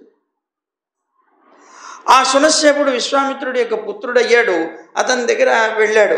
అయితే తన పుత్రుడు తను అనుకుంటే కాదు, తన యొక్క కుమారులైనటువంటి వాళ్ళు కూడా అతని పుత్రుడుగా అంగీకరించాలి. దానికోసం అని చెప్పి ఈ శునశ్శేపుడిని తీసుకొని వచ్చి అతని పుత్రులందరినీ పిలిచాడు. ఇదిగో ఈ శునశ్శేపుడిని మీకు జ్యేష్ఠ భ్రాతగా మీరు భావించాలన్నాడు. అంటే పెద్దవాడు, మీ అందరికన్నా పెద్దవాడుగా మీరు స్వీకరించాలన్నాడు. అలా అనేటప్పటికే వెంటనే వీళ్ళందరిలో ఎవరు కూడాను దానికి అంగీకరించలేదు. మొదటి 50 మంది. మధుశ్చంద్రుడు మధ్యలో వాడన్నాం కదా, అతనికి ఉన్న పూర్వం ఉన్నటువంటి వాళ్ళందరూ కూడా దీనికి అంగీకరించలేదు. ఈ శునశ్శేపుడు భృగువంశంలో పుట్టినప్పటికీ కూడా యజ్ఞంలో దేవతల చేత రక్షింపబడి గాధి వంశంలోకి వచ్చాడు. అంటే విశ్వామిత్రుడు దాన్ని పుత్రుడిగా తీసుకున్నాడు కనుక గాధి వంశంలోకి వచ్చాడు. అందువల్ల వంశంలోకి వచ్చిన తర్వాత దాని పేరు మారింది, దేవరాతుడు అని పిలువబడ్డాడు ఈ శునశ్శేపుడే. దేవరాతుడు అంటే దేవతల చేత రక్షింపబడినవాడు అని అర్థం. అలా దేవరాతుడు అనేటువంటి పేరుతో చాలా ప్రసిద్ధుడయ్యాడు. సరే, ఈ ఉన్నటువంటి వాళ్ళలో కొంతమంది 50 మంది అతన్ని జ్యేష్ఠుడిగా మేము అంగీకరించామన్నారు. చాలా తీవ్రమైన కోపం వచ్చింది. నా మాటను మీరు ధిక్కరిస్తారా అని కోపం వచ్చి ఆ 50 మందిని కూడా శపించాడు. మీరు చాలా దుష్టులవడం వల్ల నా మాటను మీరు కాదని తిరస్కరించారు గనక మీరు మ్లేచ్ఛులైపోతారని శపించాడు. సరే, విశ్వామిత్రుడు అలా శపించిన తర్వాత మధ్యమ పుత్రుడైనటువంటి వాడు ఉన్నాడు మధుచ్ఛందుడు. తర్వాత ఉన్నారు 50 మంది మొత్తం. తనతో కలుపుకొని ఉన్నటువంటి 50 మంది తమ్ముళ్ళతో కలిసి ఒక నిర్ణయానికి వచ్చాడు. నాన్నగారు ఇప్పుడు మనని కూడా అడుగుతాడు. అడిగినప్పుడు మనం అంగీకరించాలి, అంగీకరించకపోతే మనం కూడా శాపగ్రస్తులం అవుతామన్నారు. వాళ్ళందరూ ఒక నియమానికి వచ్చి తండ్రి అడగకుండానే తండ్రి దగ్గరికి వెళ్ళిపోయి, నువ్వు మాకు తండ్రివయ్యా, మాకు జ్యేష్ఠత్వం కానీ కనిష్ఠత్వం కానీ ఏదైనా నువ్వు ఇవ్వచ్చు, నీ తండ్రివి కనుక నీకు అధికారం ఉన్నది, ఆ అధికారాన్ని కాదనడానికి మాకేమున్నది అధికారం అన్నారు వీళ్ళు. అందువల్ల ఇదిగో ఈ శునశ్శేపుడిని మాకు జ్యేష్ఠుడిగా మేము అంగీకరిస్తున్నామన్నారు. మాకు పూజ్యుడు అన్న అని భావిస్తున్నాము అనగానే చాలా సంతోషపడ్డాడు విశ్వామిత్రుడు. వెంటనే వాళ్ళని అన్నారు, నన్ను పుత్రవంతుణ్ణిగా చేశారు గనక మీరందరూ పుత్రవంతులవుతారు అన్నాడు, సంతానవంతులవుతారు అన్నాడు. అలా వరం ఇచ్చాడు వాళ్ళకి. సరే, వీళ్లే కాకుండా మళ్ళీ ఈయనకి విశ్వామిత్రుడికి అష్టకుడు అని, హారీతుడని, జయుడని, క్రతుమంతుడు అనేటువంటి పుత్రులు కూడా ఉన్నారు. విశ్వామిత్రుడి చేత కొంతమంది శపింపబడ్డారు, కొంతమంది అనుగ్రహింపబడ్డారు. మరొక వ్యక్తి పుత్రుడిగా స్వీకరించబడ్డాడు. అలా ఉండడం వల్ల ఇతని యొక్క గోత్రికులైనటువంటి వాళ్ళు, కౌశిక గోత్రం అనేటువంటిది అనేక విధాలుగా అనేక రకాలైనటువంటి ప్రవర్లతోటి లోకంలో వ్యాప్తి చెందింది. దీనికంతటికీ కారణం ఏమిటి అంటే ఆ దేవరాతుడు అని చెప్పబడేటువంటి అతని యొక్క జ్యేష్ఠత్వమే కారణమైంది అని శుక మహర్షి పరీక్షణ్ మహారాజుకి ఉపదేశం చేశాడు. చేసిన తర్వాత రాజా, పురూరవుడు అనేటువంటి రాజును గురించి ఇంతకుముందు చెప్పారు. ఆ పురూరవుడు అనేటువంటి ఆయనకి ఆయువు అనేటువంటి ఒక పుత్రుడు పుట్టాడయ్యా. అతనికి నహుషుడు, క్షత్రవృద్ధుడు, రజి, రాభుడు అనేనుడు అని చెప్పబడేటువంటి 5 సంతానమయ్యారు. అలాగే క్షత్రవృద్ధుడు అని చెప్పబడేటువంటి అతనికి పుత్రుడుగా సుహోత్రుడు అనేటువంటి వాడు కలిగితే అతనికి మళ్ళీ కాశ్యుడు, కుశుడు, కృష్ణమధుడు అనేటువంటి 3 పుత్రులు పుట్టారు. ఈ కృష్ణమధుడు అనేటువంటిది మనం మొట్టమొదట భాగవతం ప్రారంభంలో చెప్పుకున్నాం. ఈ కృష్ణమధుడు అనేటువంటి పుత్రులు. ఈ కృష్ణమధుడికి శునకుడు పుట్టాడు. అతనికి శౌనకుడు జన్మించాడు. మనం శౌనకుడి యొక్క చరిత్ర చెప్పేటప్పుడు మొట్టమొదట అదిగో ఈ కృష్ణమధుడిని స్మరించాం మనం. ఆ కృష్ణమధుడి యొక్క వంశంలో శునకుడు అతనికి పుత్రుడు, అతనికి శౌనకుడు జన్మించారు. ఇతను బహురుచ ప్రవరీయం అనేటువంటి ఋషి అయ్యాడు. చాలా గొప్పవాడయ్యాడు, మహావేదాంతి అయ్యాడు శౌనకుడు. ఆ శౌనకుడి వల్లనే ఇప్పుడు మనం ఇవన్నీ వినగలుగుతున్నాం, అతను అడగబట్టే. సరే, ఇక కాశ్యుడు అనేటువంటి పుత్రుడు ఉన్నాడు కదా ఆయనకి కాశీ అనేటువంటి అతను పుట్టాడు సంతానంగా. ఆ కాశీ అనేటువంటి అతనికి రాష్ట్రుడు అనేటువంటి వాడు పుట్టాడు. అతనికి మళ్ళీ దీర్ఘతముడు అనేటువంటి వాడు సంతానం అయ్యాడు. మళ్ళీ అతనికి ధన్వంతరి పుట్టాడు. ఆ ధన్వంతరి అని చెప్పబడేటువంటి ఈయన ఆయుర్వేద శాస్త్ర ప్రవర్తకుడయ్యాడు. నారాయణ అంశ సంభూతుడయ్యాడు. అలాగే యజ్ఞ భాగంలో ఇతనికి కూడా భాగం ఉన్నది. యజ్ఞ భాగ భోక్త కూడా అయ్యాడు. ఎవరైనా సరే ఎంత అనారోగ్యం చేసినా కూడా ఈయన్ని కనుక స్మరించితే, ఈయన స్మరణ మాత్రం చేతనే వ్యాధులు నశిస్తాయి. చాలామందికి విశ్వాసం ఉన్నది. ధన్వంతరి యొక్క నామాన్ని అనారోగ్యం చేసినప్పుడు జపించి రోగాలు పోగొట్టుకున్న వాళ్ళు కూడా ఉన్నారు, మాతో చెప్పిన వాళ్ళు ఉన్నారు. అంత గొప్ప శక్తి ఉన్నది. ఈ ధన్వంతరి అని చెప్పబడేటువంటి ఆయన యొక్క పుత్రుడు కేతుమానుడు అనేటువంటి వాడు. ఇతనికి భీమరథుడు అనేటువంటి వాడు సంతానం అయ్యాడు. ఇతనికి మళ్ళీ దివోదాసుడు అని చెప్పబడేటువంటి వాడు సంతానం అయ్యాడు. ఈ దివోదాసుడికి ద్యుమనుడు అనేటువంటి వాడు ఒకడు సంతానం అయితే అతనికి ప్రవర్ధనుడు అనేటువంటి ఒక పేరు కూడా లోకంలో ప్రసిద్ధమైంది. ఈ ప్రవర్ధనుడు అని చెప్పబడేటువంటి ఇతనికి శత్రుజిత్తు, వత్స్యుడు, ఋతధ్వజుడు, కువలయాశ్వుడు అనేటువంటి పేర్లు కూడా ఉన్నాయి ఇతనికే. సరే, ఇతనికి అలర్కుడు మొదలైనటువంటి వాళ్ళు సంతానమై జన్మించారు. ఈ అలర్కుడు 66,000 సంవత్సరాలు పృథివిని పాలించాడు. ఇతను తప్ప ఇంతకాలం పరిపాలించిన వాళ్ళు ఎవ్వరూ కూడా లేరట. అంతకాలం పరిపాలించాడు. ఈ అలర్కుడికి సంతతి అని పేరు కలిగినటువంటి సంతానం ఉన్నాడు. అతనికి సునీధుడు అనేటువంటి వాడు సంతానం అయితే అతనికి మళ్ళీ ధర్మకేతువు అనేటువంటి వాడు, మళ్ళీ ఇతనికి సత్యకేతువు అనేటువంటి వాడు జన్మించారు. ఇతనికి మళ్ళీ దృష్టకేతువు జన్మిస్తే మళ్ళీ ఆ దృష్టకేతువుకి పృథివీపతి అయినటువంటి సుకుమారుడు అని చెప్పబడేటువంటి పేరు కలిగిన వాడు సంతానమయ్యాడు. ఆ సుకుమారుడికి వీతిహోత్రుడు పుట్టాడయ్యా. ఇతనికి భర్గుడు, మళ్ళీ ఆ భర్గుడికి భార్గభూమి అని చెప్పబడేవాడు సంతానమయ్యాడు. ఇప్పటి వరకు కూడా ఓ రాజా కాశీ వంశ సంభూతులైనటువంటి రాజుల యొక్క వంశ వృత్తాంతాన్ని అంతటిని నీకు చెప్పాను. మళ్ళీ వీళ్ళలో కాశీ అనేటువంటి ఆయన ఉన్నాడు, ఆయన సంతానం అని ప్రారంభించారు కదా. అదిగో ఆ కాశీ అనే పేరు కలిగినటువంటి యొక్క అతని వంశ సంబంధమైనటువంటి రాజుల యొక్క వృత్తాంతం ఇది. వీరందరూ కూడా క్షత్రవృద్ధుని యొక్క వంశం వారు అని పిలువబడేవారు. తర్వాత ఇంకో ఆయన ఉన్నాడు రాభుడు అని. ఆ రాభుడికి రభసుడు అనేటువంటి వాడు సంతానమయ్యాడు. అతనికి మళ్ళీ గంభీరుడు అనేవాడు సంతానమయ్యాడు. అతనికి మళ్ళీ అక్రియుడు అనేటువంటి వాడు సంతానమయ్యాడు. అతని పేరుకి తగినట్లుగానే అక్రియుడై ఉండేవాడు. అతను బ్రహ్మవేత్త అయినటువంటి పుత్రుడు అతను కలిగాడు. సరే, అలాగే ఇతనికి అనేనకుడు అనేటువంటి ఇంకో సంతానం కూడా మనం చెప్పుకున్నాం. ఆ అనేనకుడికి శుద్ధుడు సంతానమైతే అతనికి శుచి, అతనికి మళ్ళీ ధర్మసారథి అయినటువంటి చిత్రకృత్తు అనేటువంటి వాడు జన్మించాడు.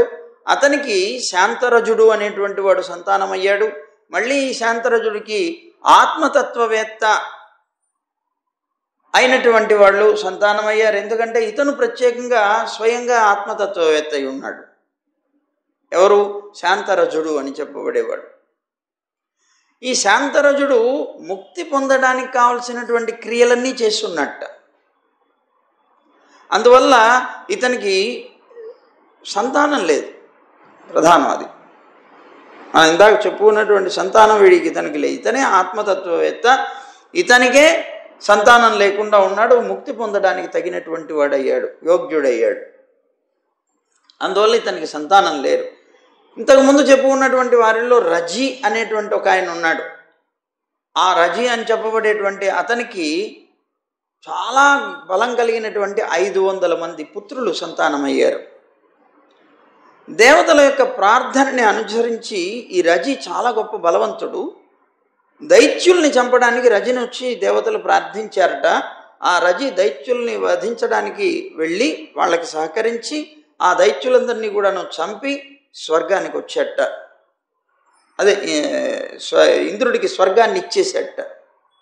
యుద్ధం చేసి వాళ్ళందరినీ చంపి, ఇదిగో నీ స్వర్గం నువ్వు తీసుకోవయ్యా. కానీ ఆ ఇంద్రుడు ఆ రాక్షసుల తరఫు ఉన్నటువంటి ప్రహ్లాదుడు మొదలైనటువంటి వీరులైనటువంటి మహాబలవంతులైనటువంటి వాళ్ళు ఎవరైతే ఉన్నారో అలాంటి శత్రువులకి భయపడిపోయి స్వర్గాన్ని మళ్ళీ రజికే ఇచ్చేట. రజికి తిరిగి ఇచ్చేసి నువ్వే పరిపాలించు అని రజి యొక్క పాదాలు పట్టుకొని ఆయన్ని ప్రార్థించేట. నువ్వే తీసుకో, నువ్వే పరిపాలించవయ్యా. ఎందుకంటే నేను పరిపాలిస్తే నా మీదకి మళ్ళీ వాళ్ళు దాడెత్తుతారు. కనుక అప్పుడు అతను సమర్పించుకున్నాడు. రజి పరిపాలించాడు. రజి పరిపాలించినంతకాలం పరిపాలించిన తర్వాత అతను పరంపదించాడు, అంటే శరీరాన్ని కోల్పోయాడు. ఎప్పుడైతే అతను కోల్పోయాడో రజి యొక్క పుత్రులైనటువంటి వాళ్ళ దగ్గరికి ఇంద్రుడు వచ్చి తన స్వర్గాన్ని తనకి తిరిగి ఇవ్వమన్నాడు. కానీ వాళ్ళు ఇవ్వలేదు. స్వర్గం నీకెందుకు ఇస్తాం, నా తండ్రి గారు పరిపాలించింది కనుక మేమే తీసుకుంటాం, కానీ మీ పేరుతో మీ యొక్క దీనితో వచ్చేటువంటి యజ్ఞ భాగాలు ఏవైతే ఉన్నాయో అవన్నీ మీకు ఇస్తా ఉన్నా. స్వర్గం అయితే ఇవ్వం, యజ్ఞ భాగాలు అయితే మీకు ఇస్తా అన్నారు. అప్పుడు దేవతల యొక్క ప్రార్థనతో వెళ్ళిపోయి వీళ్ళందరూ కూడా బృహస్పతిని వేడారు. ఇతను వీళ్ళు ఇవ్వమంటున్నారండి, నేను స్వర్గం తిరిగి ఇవ్వమంటున్నారు. ఆనాడంటే వాళ్ళ యొక్క భయం చేత నేను మళ్ళీ రజికి ఇచ్చేసాను, కానీ అతని దగ్గర కుదవ పెట్టినట్లే కదా, కనుక మళ్ళీ తిరిగి ఇవ్వమంటే ఇవ్వమంటున్నారు అంటే అప్పుడు బృహస్పతి ఏం చేశాడు, ఈ రజి యొక్క పుత్రులైనటువంటి వాళ్ళ యొక్క బుద్ధులన్నీ చెడగొట్టడం కోసమని అభిచార విధానంలో అగ్నిలో హోమం చేశాడు. ఆ హోమ ఫలంగా వీళ్ళందరూ కూడా నీతి మార్గం నుంచి భ్రష్టులైపోయారు. నీతి మార్గం నుంచి భ్రష్టులైపోయారు అంటే అప్పుడు ధర్మం కోల్పోతారు కనుక అధర్మపరులైనటువంటి వాళ్ళని జయించడం చాలా సులువు కనుక ఇంద్రుడు ఆ సమయంలో వాళ్ళని వెళ్ళి నాశనం చేశాడు. నాశనం చేసి తన స్వర్గాన్ని తాను పొందాడు. ఆ క్షత్రవృద్ధుడని చెప్పబడేటువంటి అతని యొక్క పౌత్రుడు ఉన్నాడు, మనవడు, అతనికి కుశుడు అనే పేరుంది. అతనికి ఆ కుశుడికి ప్రతి అనేటువంటి వాడు ఒకడు జన్మించాడు. అతనికి సంజయుడు, అతనికి మళ్ళీ జయుడు, అతనికి మళ్ళీ కృతుడు, అతనికి మళ్ళీ హర్యబలుడు అనేటువంటి వాళ్ళు ఇలా వరుసగా జన్మించారు. అయితే ఈ హర్యబలుడు అనేటువంటి వాడికి సహదేవుడు జన్మిస్తే అతనికి హీనుడు అనేటువంటి వాడు సంతానం అయితే అతనికి మళ్ళీ జయసేనుడు, అతనికి సంకృతి, అతనికి మహారథుడైనటువంటి జయుడు మొదలైనటువంటి వాళ్ళు జన్మించారయ్యా. ఇదంతా కూడా క్షత్రవృద్ధ వంశంగా పిలువబడింది అన్నాడు. ఇక పురూరవుడికి జన్మించినటువంటి వాళ్ళల్లో పెద్దవాడు నహుషుడు. ఆ నహుషుడి యొక్క వంశ వృత్తాంతం చెప్తాను విను అని ప్రారంభించాడు. ఏమిటి ఆయన యొక్క వంశ వృత్తాంతం? జీవులకి 6 ఇంద్రియాలు ఉన్నట్లుగా, అంటే జ్ఞానేంద్రియాలు ప్లస్ మనస్సు, నహుషుడికి కూడా 6 సంతానాలు ఉన్నారు. యతి, యయాతి, సంయాతి, ఆయాతి, వియతి, కృతి అని వీళ్ళు 6 ఇతని యొక్క సంతానం. వీళ్లలో జ్యేష్ఠుడైనటువంటి వాడు, అంటే పెద్దవాడు యతి అని పిలువబడేవాడు. ఈ యతి అనేటువంటి వాడికి యథార్థంగా రాజ్యం రావాలి. కానీ యతి వైరాగ్యం పరిపూర్ణంగా కలిగినటువంటి వాడు అవడం వల్ల రాజ్యాన్ని స్వీకరించలేదు, నాకు అక్కర్లేదన్నాడు. సరే, ఈ నహుషుడు ఉన్నాడే, ఈ నహుషుడు ఒకసారి ఇంద్రుడు లేనటువంటి స్వర్గంలో ఇంద్రుడు కావాల్సి వస్తే చతుర్ముఖ బ్రహ్మ నహుషుడిని ఇంద్రుడిగా చేసుకోమని దేవతలకి సలహా ఇస్తాడు. దాంతో నహుషుడి దగ్గరికి వచ్చి ప్రార్థిస్తారు. వీళ్ళు ప్రార్థిస్తే అతను అంగీకరించి వెళ్ళి ఇంద్ర పదవిలో తాను ఉంటాడు. ఎప్పుడైతే పదవిలోకి వెళ్ళాడో వాడికి ఆటోమేటిక్గా వాడికి అనుకోకుండానే వచ్చేస్తుంది గర్వం. అందులో ఇంద్ర పదవిలోకి వెళ్ళిన తర్వాత ఇంక అసలు చెప్పనవసరమే లేదు. ఎప్పుడైతే ఇతను ఇంద్ర పదవి చేరాడో, ఆ సింహాసనం మీద కూర్చున్నాడో, ఇంక ఇతనికి గర్వం నెత్తికెక్కేసింది. చాలా విపరీతమైనటువంటి గర్వంతో తానన్నాడు, ఇంద్రుడి యొక్క భార్య ఉండాలి, ఎక్కడా కనిపించట్లేదు, శచీదేవి అన్నాడు. ఆవిడ పేరు శచీదేవి. ఆ శచీదేవి ఎక్కడా కనిపించట్లేదు, ఆవిడని పిలిపించండి అన్నాడు. ఇంద్రుడి యొక్క భార్యతో నీకు సంబంధం ఏంటి? నేను ఇప్పుడు ఇంద్రుణ్ణి కదా, నేను ఇంద్రుణ్ణి అయ్యానంటే ఇంద్రుడి యొక్క భార్య నాకు భార్య కావాలి కదా అంటాడు అతను. దేవతలు అన్నారు, తప్పు ఇది అన్నాడు. అలా నువ్వు భావించడం తప్పు. ఆ ఇంద్రుడి యొక్క భార్య ఆవిడని ఎటువంటి పరిస్థితుల్లో అవమానపరచొద్దన్నాడు అన్నారు దేవతలు. వినలేదు అతను. నేను ఇంద్రుణ్ణి, నేనేం చెప్పానో అది జరగాలన్నాడు. చాలా ప్రయత్నం చేశారు, కానీ కాకపోయేటప్పటికే చివరికి శచీదేవి దగ్గరికి వెళ్ళి అన్నారమ్మా, చూడు మరి అతన్ని ఎలా నువ్వు లొంగ తీస్తావు, నువ్వు అతనికి వశం కాకుండా అతన్ని నువ్వు లొంగ తీసే ప్రయత్నం నువ్వు ఎలా చేస్తావో చేయమన్నారు. శచీదేవి చాలా దుఃఖపడింది. గురువు అయినటువంటి బృహస్పతి దగ్గరికి వెళ్ళి ఏడ్చింది. ఎన్ని చేసినా కాలేదు. అక్కడ ఇంద్రుడు అవ్వడం వల్ల, ఆ పదవిలో ఉండడం వల్ల ఎవరు ఏమీ చేయలేకపోయారు. చివరికి శచీదేవి అన్నది, సరే నేనే వెళ్ళొస్తానన్నది. వెళ్ళి ఒకరోజు అతని దగ్గరికి వెళ్ళింది. నువ్వు నన్ను వివాహం చేసుకోవాలనుకుంటున్నావు కదా, నన్ను వివాహం చేసుకోవాలనుకున్నట్లయితే నువ్వు బ్రాహ్మణోత్తములైనటువంటి మహానుభావులైనటువంటి ఋషుల చేత, నువ్వు ఇంద్రుడివి, నువ్వు మామూలు వాడివి కాదు, నువ్వు పల్లకి ఎక్కి రావాలన్నాడు. వాళ్ళు మోస్తూ ఉండగా నువ్వు పల్లకి ఎక్కి రావాలన్నాడు. ఆ ఇంద్రుడి యొక్క అహంకారం ఎంత గొప్పది, ఆ ఋషుల్ని శాసించాడు. మీరు పల్లకి సిద్ధం చేయండి, నన్ను తీసుకొని వెళ్ళాలి శచీదేవి దగ్గరికి అన్నాడు. అప్పుడు అగస్త్యుడు మొదలైనటువంటి ఋషులందరూ కూడా వచ్చారు. వచ్చి ఆ పల్లకిని మోసుకుంటూ తీసుకొస్తున్నారు. ఎప్పుడైతే ఇతను మోసుకుంటూ వెళుతున్నారో ఆ సమయంలో ఇతనుకున్నటువంటి అహంకారం చేత, అగస్త్యుడు పొట్టివాడు, అతను తీసుకుని వెళ్ళేటప్పుడు వచ్చినటువంటి కొద్దిగా కుదుపుకి కోపం వచ్చి కాలుతో ఒక్క తన్ను తన్నాడు అగస్త్యుడు. వెంటనే అగస్త్యుడు అతన్ని అజగరం అయిపో అని శపించాడు. కొండ చిలువైపోతావు నువ్వు అని శపించాడు. ఇంత అహంకారమా? నువ్వు ఇంద్రుడివై మా అందరి చేత నిన్ను మోయించుకుంటూ తీసుకుని వెళుతూ ఇంకా పైగా ఇలాంటి తప్పుడు పని చేస్తావా? ఎంత ఖండకావరం నీకు, నువ్వు అజగరం అయిపోతావని శపించేశాడు. సరే, అతని యొక్క శాపాన్ని పొంది అతను అజగరం అయిపోయాడు. ఇలా అయిపోయింది వారి యొక్క చరిత్ర. నహుషుడు పోయిన తర్వాత ఈ యతి అనేటువంటి వాడిని రాజుని చేద్దామంటే ఇతనేమో వైరాగ్య సంపన్నుడు అయ్యాడు. నాకు రాజ్యం అక్కర్లేదన్నాడు.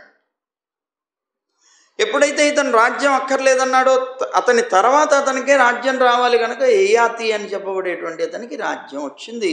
అతను రాజ్య పట్టాభిషిక్తుడయ్యాడు. సరే, యయాతి ఏం చేశాడు?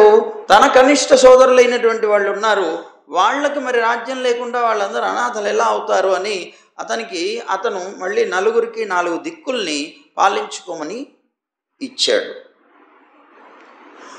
తాను శుక్రాచార్యుడి యొక్క పుత్రిక అయినటువంటి దేవయాని అని పిలువబడేటువంటి ఆవిడ్ని వివాహం చేసుకున్నాడయ్యా. ఎవరు? యయాతి. అలాగే ఆ దేవయానితో పాటుగా అసుర రాజు అయినటువంటి వృషపర్వుడు అని చెప్పబడేటువంటి అతని యొక్క పుత్రిక శర్మిష్ఠ అని ఉన్నది, ఆవిడ్ని కూడా వివాహం ఆడాడు అని అన్నాడు. అనగానే పరీక్షణ్ మహారాజుకు సందేహం వచ్చింది. ఏమన్నాడు? శుక్రాచార్యుడు బ్రాహ్మణ శ్రేష్ఠుడు కదా, యయాతి క్షత్రియుడు కదా, మరి బ్రాహ్మణుడికి క్షత్రియుడికి ప్రతిలోమ వివాహం అంటారే, ఇది ఎలా జరిగింది అని అడిగాడు. దేవయాని శుక్రాచార్యుడి యొక్క కూతురు, యయాతి క్షత్రియుడు, వీళ్ళిద్దరికీ ఎలా జరిగింది వివాహం అని అడిగాడు. అంటే దానికి సమాధానం చెప్పబోతున్నాడు. టైం ఎంత అయిందో, ఇది ఆకులు అడ్డొస్తున్నాయి, సరిగా చూడండి. ఇంకా ఉంది కదా, సరే చెప్పేస్తాను, జాగ్రత్తగా వినండి. ఒకసారి వృషపర్వుడి యొక్క పుత్రిక శర్మిష్ఠ 1000 మంది తన యొక్క చెలికత్తెలతో పాటుగా ఆమె యొక్క గురువు ఎవరైతే ఉన్నారో ఆ శుక్రాచార్యుడు, ఆయన యొక్క పుత్రిక అయినటువంటి దేవయానితో సహా నగరం మధ్యలో ఉన్నటువంటి ఉద్యానవనానికి వెళ్ళారు. శర్మిష్ఠ రాజు కూతురు, ఈవిడ గురువుగారి కుమార్తె, 1000 మంది సఖులు అందరూ కూడా కోలాహలంగా అందరూ అక్కడికి వెళ్ళారు. అక్కడ ఉన్నటువంటి ఉద్యానవనంలో ఒక సరస్సు కూడా ఉంది, జలాశయం.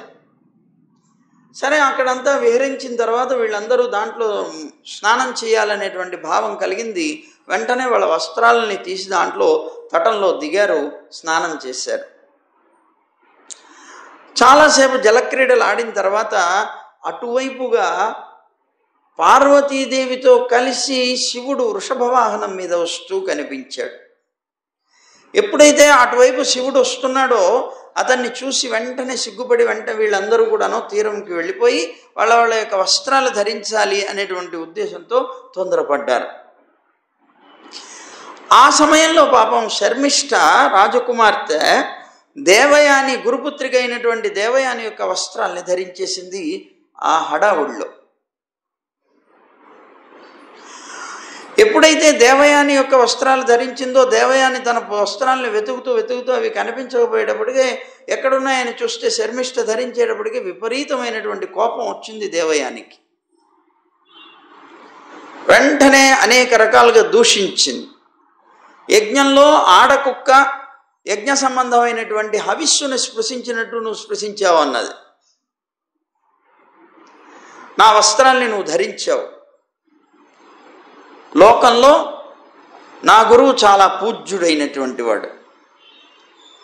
అందులో కూడా మేము భృగువంశీయులం. ఈ దాసి యొక్క తండ్రి అని అందరి ముందు ఆ శర్మిష్ఠని తక్కువ చేస్తూ, ఈ దాసి యొక్క తండ్రి అసురుడైనటువంటి వృషపర్వుడు ఉన్నాడే, అతను మాకు శిష్యుడు అన్నది. దేవయాని పరుషమైనటువంటి మాటలను ఆ శర్మిష్ఠ యొక్క మనస్సుని కష్టపెట్టింది. సరే, ఆ దేవయాని మాటలన్నీ వినేటప్పటికే చాలా బాధపడింది శర్మిష్ఠ. మాటి మాటికి నిట్టూర్పులు విడుస్తోంది. ఆ కోపం వచ్చింది. ఆ కోపంతో దేవయానిని తాను కూడా తిట్టింది. ఓ భిక్షుకి అన్నది, నీ చరిత్రను నువ్వు తెలుసుకోకుండా అనవసరంగా ఎక్కువగా మాట్లాడుతున్నావు అన్నది. కాకిలాగా నువ్వు మా ఇంట్లో ఉంటూ ఆహారం కోసం ఎదురు చూస్తూ ఉంటావు అన్నది. ఎందుకంటే రాజు కదా ఆయన. ఆ రాజుగారి యొక్క పరిపాలనలోనే బతుకుతారు కదా అందరూ. కనుక మా ఎంగిలికూడు కోసం ఎదురు చూసేటువంటి కాకి లాంటి దాన్ని అన్నట్టుగా నిందించింది. శర్మిష్ఠ ఇలా అనేటప్పటికీ ఆ దేవయాని చాలా కోపం వచ్చింది. వెంటనే ఆవిడ వస్త్రాలని లాగేసుకొని ఆ శర్మిష్ఠ దేవయానిని బావిలో తోసిపారేసి వెళ్ళిపోయింది. తన వస్త్రాలు తీసేసుకొని శర్మిష్ఠ కోపం వచ్చింది, ఇలా తిట్టేసేసి వెంటనే ఆ కోపంతో దేవయాన్ని బావిలో పడేసి వెళ్ళిపోయింది. అక్కడే బావి ఉంటే వెళ్ళిపోయిన తర్వాత ఆ సమయంలో యయాతి మహారాజు వేట కోసం అని వచ్చాడు. వేటాడి వేటాడి వేటాడి బాగా అలసిపోయి ఉన్నాడు. అతనికి దాహం వేసింది. దాహం కోసం అని చూస్తూ ఉంటే నొయ్యి కనిపించింది. ఆ నూతి దగ్గరకు వచ్చాడు. అక్కడ ఉన్నటువంటి నీటి కోసం అని ఆ నూతిలోకి అలాగా తలను చూసేటప్పటికే అక్కడ ఈ దేవయాని కనిపించింది. వస్త్రాలు లేవు, వివస్త్రై ఉన్నది. అలా ఉన్నటువంటి దేవయాన్ని చూశాడు. చూసి వెంటనే తన యొక్క పైన ఉండేటువంటి ధరించేటువంటి ఉత్తరీయాన్ని తీసి ఆవిడకి వేశాడు. పక్కకి చూస్తూ ఆవిడ ధరించింది. ఆ ధరించిన తర్వాత ఆవిడ యొక్క చెయ్యి పట్టుకొని ఆవిడని నెమ్మదిగా బయటికి తీశాడు. ఎప్పుడైతే ఆ బయటికి అతను చెయ్యి పట్టుకొని బయటికి తీశాడో వెంటనే దేవయాని అన్నది, ఓ రాజా, నువ్వు నా చెయ్యి పట్టుకున్నావు. నువ్వు పట్టుకున్నటువంటి ఈ చెయ్యి ఇంకొకరికి నేను ఇవ్వను అన్నది. ఇంకొకరు పట్టుకోవడానికి వీలు లేదన్నది. మనం ఇవాల్టి నుంచి భార్యాభర్త సంబంధం ఏర్పడింది మన మధ్య అన్నది. ఎప్పుడైతే ఇది అలా అన్నదో అని ఇంకా పైగా అన్నది, ఇది దైవ నిర్ణయంలాగా ఉన్నది అన్నది. ఇది మానవ నిర్మితం కాదు అంటే వెంటనే యయాతన్నాడు, ఎందుకు ఇలా మాట్లాడుతున్నావు నువ్వు అన్నాడు. చెయ్యి పట్టుకున్నంత మాత్రం నేను నీకు భర్తను ఇలా అయిపోయాను అన్నాడు. అయినా నువ్వు బ్రాహ్మణ కన్యవి కదా, నేను వివాహం చేసుకుంటే నీ తండ్రి అంగీకరిస్తాడా అన్నాడు.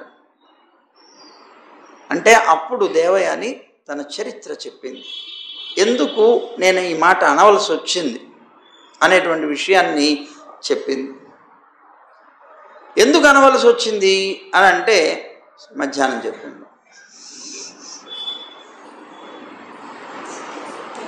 సర్వం శ్రీకృష్ణ.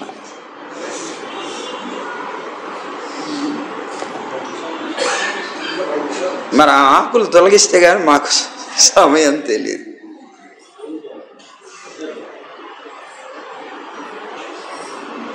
అది తొలగించండి తర్వాత. సరే, ఇంకా టైం ఉందే, ఉన్నది కనుక కంటిన్యూ చేద్దాం. ఇంతకీ ఏమిటి, ఎందుకు ఇలా అనవలసి వచ్చింది దేవయాని చెప్పింది దాని కారణం. ఒకసారి ఈ రాక్షసులందరికీ కూడా శుక్రాచార్యుడి దగ్గర సంజీవని విద్య ఉండటం వల్ల వాళ్ళందరూ బ్రతికిపోతున్నారు. దేవతలందరికీ కూడా ఇది చాలా కష్టంగా ఉంది. కష్టంగా ఉండి వెంటనే వాళ్ళందరూ అన్నారు కదా, అతని దగ్గర ఉన్నటువంటి సంజీవిని విద్యను మనం నేర్చుకుంటే చాలా బాగుంటుంది అనే ఒక భావం కలిగింది. కానీ ఎట్లా నేర్పిస్తాడు? అతను మన శత్రుపక్షంలో ఉన్నాడు. శత్రుపక్షంలో ఉన్నటువంటి శుక్రాచార్యుడు మనకి నేర్పించడం అంటే సాధ్యమవుతుందా అని అనుకున్నారు. కానీ వీళ్ళలో చాలా కాలంగా ఇలా చర్చ జరిగి చిట్ట చివరికి ఒక నిర్ణయానికి వచ్చారు. ముందు ఇంద్రుడి యొక్క కుమారుణ్ణి పంపిద్దాం అనుకున్నారు అతని దగ్గర గురువు శిష్యరికం చేయడానికి. ఏవో రకరకాలు అనుకున్న తర్వాత బ్రాహ్మణుడు కనుక అతను బ్రాహ్మణుడి యొక్క కుమారుణ్ణి అతనికి శిష్యుడిగా పంపిస్తే అంగీకరించవచ్చు అని అనుకున్నారు. అందుకని బృహస్పతిని అడిగారు, నీ కుమారుడు ఉన్నాడు కదా, ఆ బృహస్పతి కుమారుడి పేరు కచుడు. ఆ కచుడు అని చెప్పబడేటువంటి అతని దగ్గరికి చదువు కోసం పంపించమన్నారు. విద్యను లభిస్తూ అతనికి సేవలు గనక చేస్తే, వీళ్ళు ముందే చెప్పారు, కచుడిని పంపించేటప్పుడు కూడా దానికి తండ్రి అంగీకరించాడు, పిల్లవాడు కూడా అంగీకరించాడు. నువ్వు వెళ్ళేటప్పుడు జాగ్రత్త, నువ్వు ఎటువంటి పరిస్థితుల్లోనూ విద్యని పూర్తి చేసుకునేదాకా తిరిగి రాకు, చాలా చక్కగా నువ్వు సేవ చేయి. నువ్వు శుక్రాచార్యుడికి చేసే సేవ కన్నా కూడా అతని యొక్క కుమార్తె అయినటువంటి దేవయానికి నువ్వు సేవ చేయి.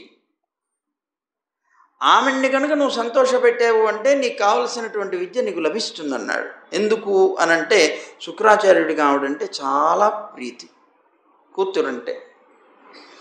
కనుక ఆవిడ్ని కనుక నువ్వు వెళ్ళి ఆవిడతో ఆ సంభాషణలో కానీ ఆవిడ యొక్క మనస్సు నువ్వు గెలవగలిగితే తప్పనిసరిగా నువ్వు పొందుతావు. అయినా నువ్వు మాత్రం వివాహం మాత్రం చేసుకోకన్నారు. విద్య లభించింది, వెంటనే వచ్చేసే అన్నారు. సరే అన్నాడు కచుడు, బయలుదేరాడు. అక్కడికి వెళ్ళాడు, శుక్రాచార్యుడి దగ్గరికి వెళ్ళి ఆయన పాదాల మీద పడ్డాడు. బ్రహ్మచారి అయినటువంటి వ్యక్తి ఎలా వెళ్ళాలో ఆ విధంగానే వెళ్ళాడు, శరణాగతుడయ్యాడు.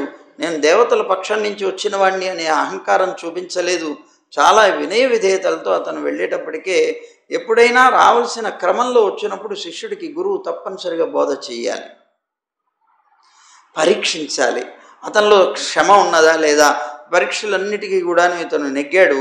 ఇతనికి చెప్పాలనిపించింది. సరే నాయన, నీకు విద్యను ఉపదేశం చేస్తానన్నాడు.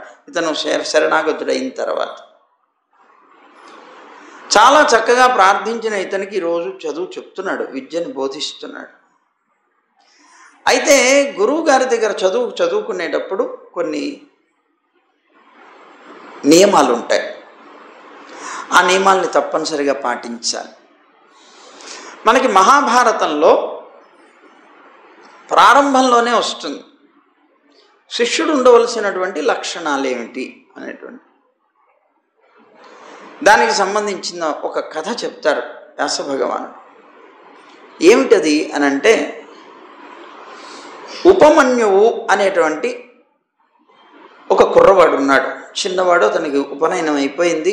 ఉపనయనం అయిన తర్వాత విద్య నేర్చుకోవాలి కనుక గురువు కోసం వెతుకుతున్నాడు. ధౌమ్యుడు అని చెప్పబడేటువంటి ఒక గురువు దొరికాడు. చాలా బాగా చదువు చెప్తాడు అని విని వెంటనే ఆ ధౌమ్యుడి దగ్గరికి వెళ్ళాడు. ధౌమ్యుడిని ప్రార్థించాడు, మహాప్రభు నాకు చదువు చెప్పండి. అయితే గురువు దగ్గరికి శిష్యుడు వెళ్ళినటువంటి ఆ శిష్యుడు వినయపూర్వకంగా వెళితే సరే అని ఉంచుకుంటారు, వెంటనే చదువు చెప్పరు. ఎంతకాలం ఉంచుతారు? చదువు చెప్పకుండా 1 సంవత్సరం కానీ, 6 నెలలు కానీ, 3 నెలలు కానీ వాళ్ళని పరీక్షిస్తారు. ఎప్పుడైనా సరే గురువు దగ్గర శిష్యుడు చదువుకునేప్పుడు ప్రధానంగా ఉండవలసినటువంటి గుణం ఓర్పు. ఓర్పు ఉన్నదా లేదా అని పరీక్షిస్తారు. దాన్నే మనం క్షమ అంటాం. ఓర్పు లేనటువంటి వాడు శిష్యరికం చేయడానికి తగినవాడు కాదు. అన్నిటికీ సహించాలి. అందులో అవి గురుకులాలు. గురుకులాలు అంటే అక్కడ ఏమి సుఖాలు భోగాలు ఉండవు, అన్నిటికీ సహించి బ్రతకగలగాలి. నేను రాజకుమారుణ్ణి, లేకపోతే నేను ఎంతో వైభవంగా ఇంటి దగ్గర బతికిన వాడిని, నేను ఇక్కడికి వచ్చి ఇలా బ్రతకడం ఏంటి అనే భావాలు అస్సలు పనికిరావు. అక్కడ ఎలా ఉంటే అలా జీవించవలసిందే. అలాంటి స్థితిలో ఉండవలసింది. ఈ పిల్లవాడిని పరీక్షించాలి. సంవత్సరం లేదా 6 నెలలు లేదా 3 నెలలు పరీక్షించి తీసుకోవాలి. అందుకోసం నేను అంగీకరిస్తున్నా నువ్వు నా దగ్గర ఉండడానికి. వెంటనే చదువు మాత్రం చెప్పనన్నాడు. ఉంచుకున్నాడు, ఉన్నాడు. ఇంకొక నియమం ఉన్నది, ఏమిటి నియమం అంటే, వచ్చి చేరినటువంటి శిష్యుడిగా చేరినటువంటి వ్యక్తి తప్పనిసరిగా ప్రతిరోజు భిక్ష పట్టాలి. బ్రాహ్మణుడికి ధర్మం అది. భిక్ష పట్టాలి. అంతా కూడా నువ్వు భిక్ష పట్టి తీసుకొని రావాలి ఇంటికి. భిక్షనంతటిని భిక్ష తెచ్చి తండ్రికి ఇవ్వాలి, అదే గురువు గారికి ఇవ్వాలి. తాను తినేసేయకూడదు, మధ్యలో కూడా అనుభవించకూడదు. ఆ భిక్ష తెచ్చి గురువు గారికి ఇవ్వాలి. గురువుగారి దగ్గర పెట్టిన తర్వాత ఆ భిక్ష గురువుగారు తాను, తన యొక్క భార్య, తన సంతానం వీళ్ళంతా అనుభవిస్తారు. అనుభవించిన తర్వాత మిగిలితే అతనికి ఇవ్వాలి, ఇస్తారు. లేకపోతే లేదు, ఫస్ట్ ఉండవలసిందే. బ్రహ్మచర్యం అంటే చాలా కఠినమైనటువంటి నియమాలతో బ్రతకాలి. అంటే ఇక్కడి నుంచే ప్రారంభం అవుతుంది జీవన విధానంలో తాను బ్రతకవలసినటువంటి క్రమం. తిండి ఉన్నా లేకపోయినా సహించగలగాలి. ఏ విషయంలోనూ తొందరపాటు పడకుండా అన్నిటినీ ఓర్పుతో సాధించగలగాలి. ఇవన్నీ బ్రహ్మచర్యంలోనే సాధించాలి. గృహస్థ అయిన తర్వాత ఏమీ చేయలేడు తాను. అందువల్ల బ్రహ్మచర్య ఆశ్రమం చాలా కఠినమైనటువంటిదిగా నియమింపబడింది. సరే, ఇతను అలా ఇవ్వాలి గురువు గారికి, ఏది భిక్షనంత. సరే, గురువుగారు అన్నారు, అరే నాన్న నువ్వు వెళ్ళి భిక్ష పట్టురా అన్నారు. సరే, ఒకరోజు వెళ్ళాడు, భిక్ష పట్టాడు. అందరి దగ్గర భిక్ష పట్టి భిక్షను తీసుకొని వచ్చాడు. తీసుకొని వచ్చి గురువుగారి దగ్గర పెట్టేశాడు. చెప్పారు గురువుగారు, నా దగ్గరికి తీసుకురా, నువ్వు దాన్ని మాత్రం తినకు, ఎంగిలి చేయకు, శేషం అవుతుంది, గురువుకి ఇచ్చేటప్పుడు అపరాధం అవుతుంది. సరే, తీసుకున్నాడు గురువుగారు. వెంటనే అన్నారు కదా, నువ్వు వెళ్ళిపో అన్నారు. తాను వండుకున్నారు, ఇంట్లో అంతా తినేశారు. ఆ రోజు అతనికి ఏం పెట్టలేదు.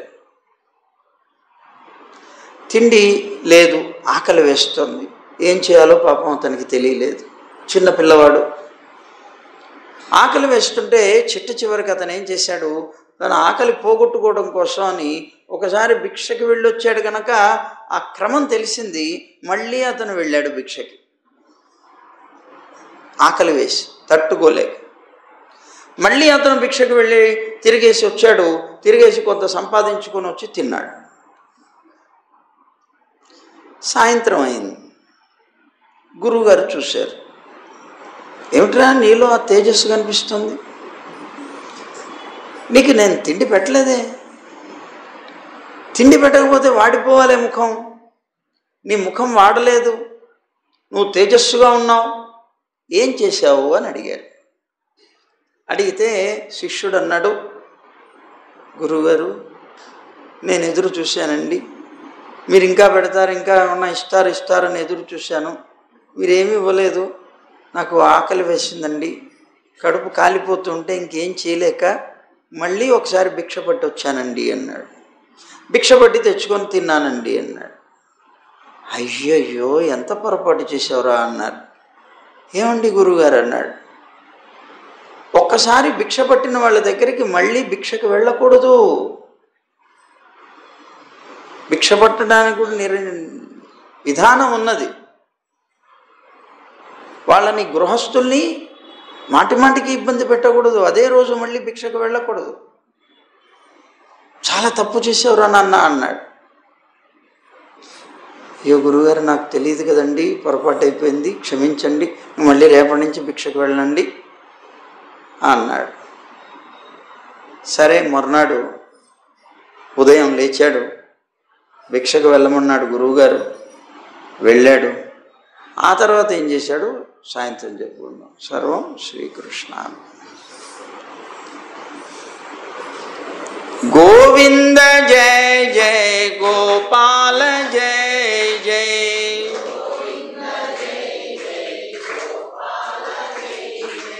రాధారమణ హరి గోవింద జయ జయ,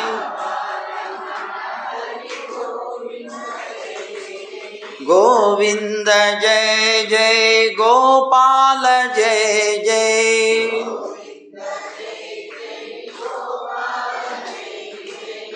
రాధారమణ హరి గోవింద జయ జయ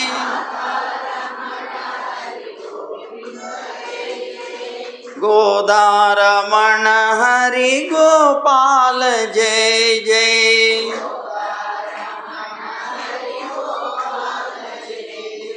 గోవింద గోవింద గోవింద జయ జయ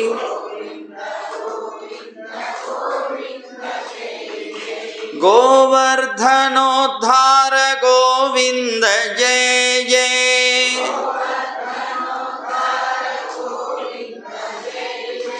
గోపీ మనోహర ముకుంద జయ జయ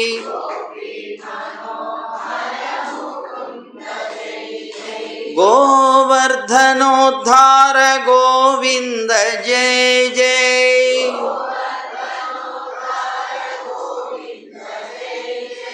గోపీ మనోహర ముకుంద జయ జయ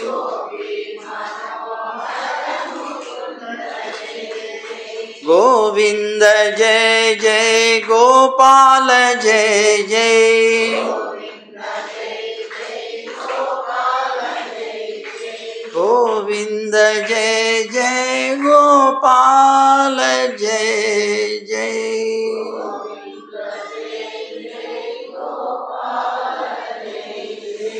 జై గోవింద జై జై గోవింద జై జై జై గోవింద జై శ్రీమన్నారాయణ జై జై శ్రీమన్నారాయణ జై జై జై శ్రీమన్నారాయణ సర్వం శ్రీకృష్ణార్పణమస్తు. Thank you.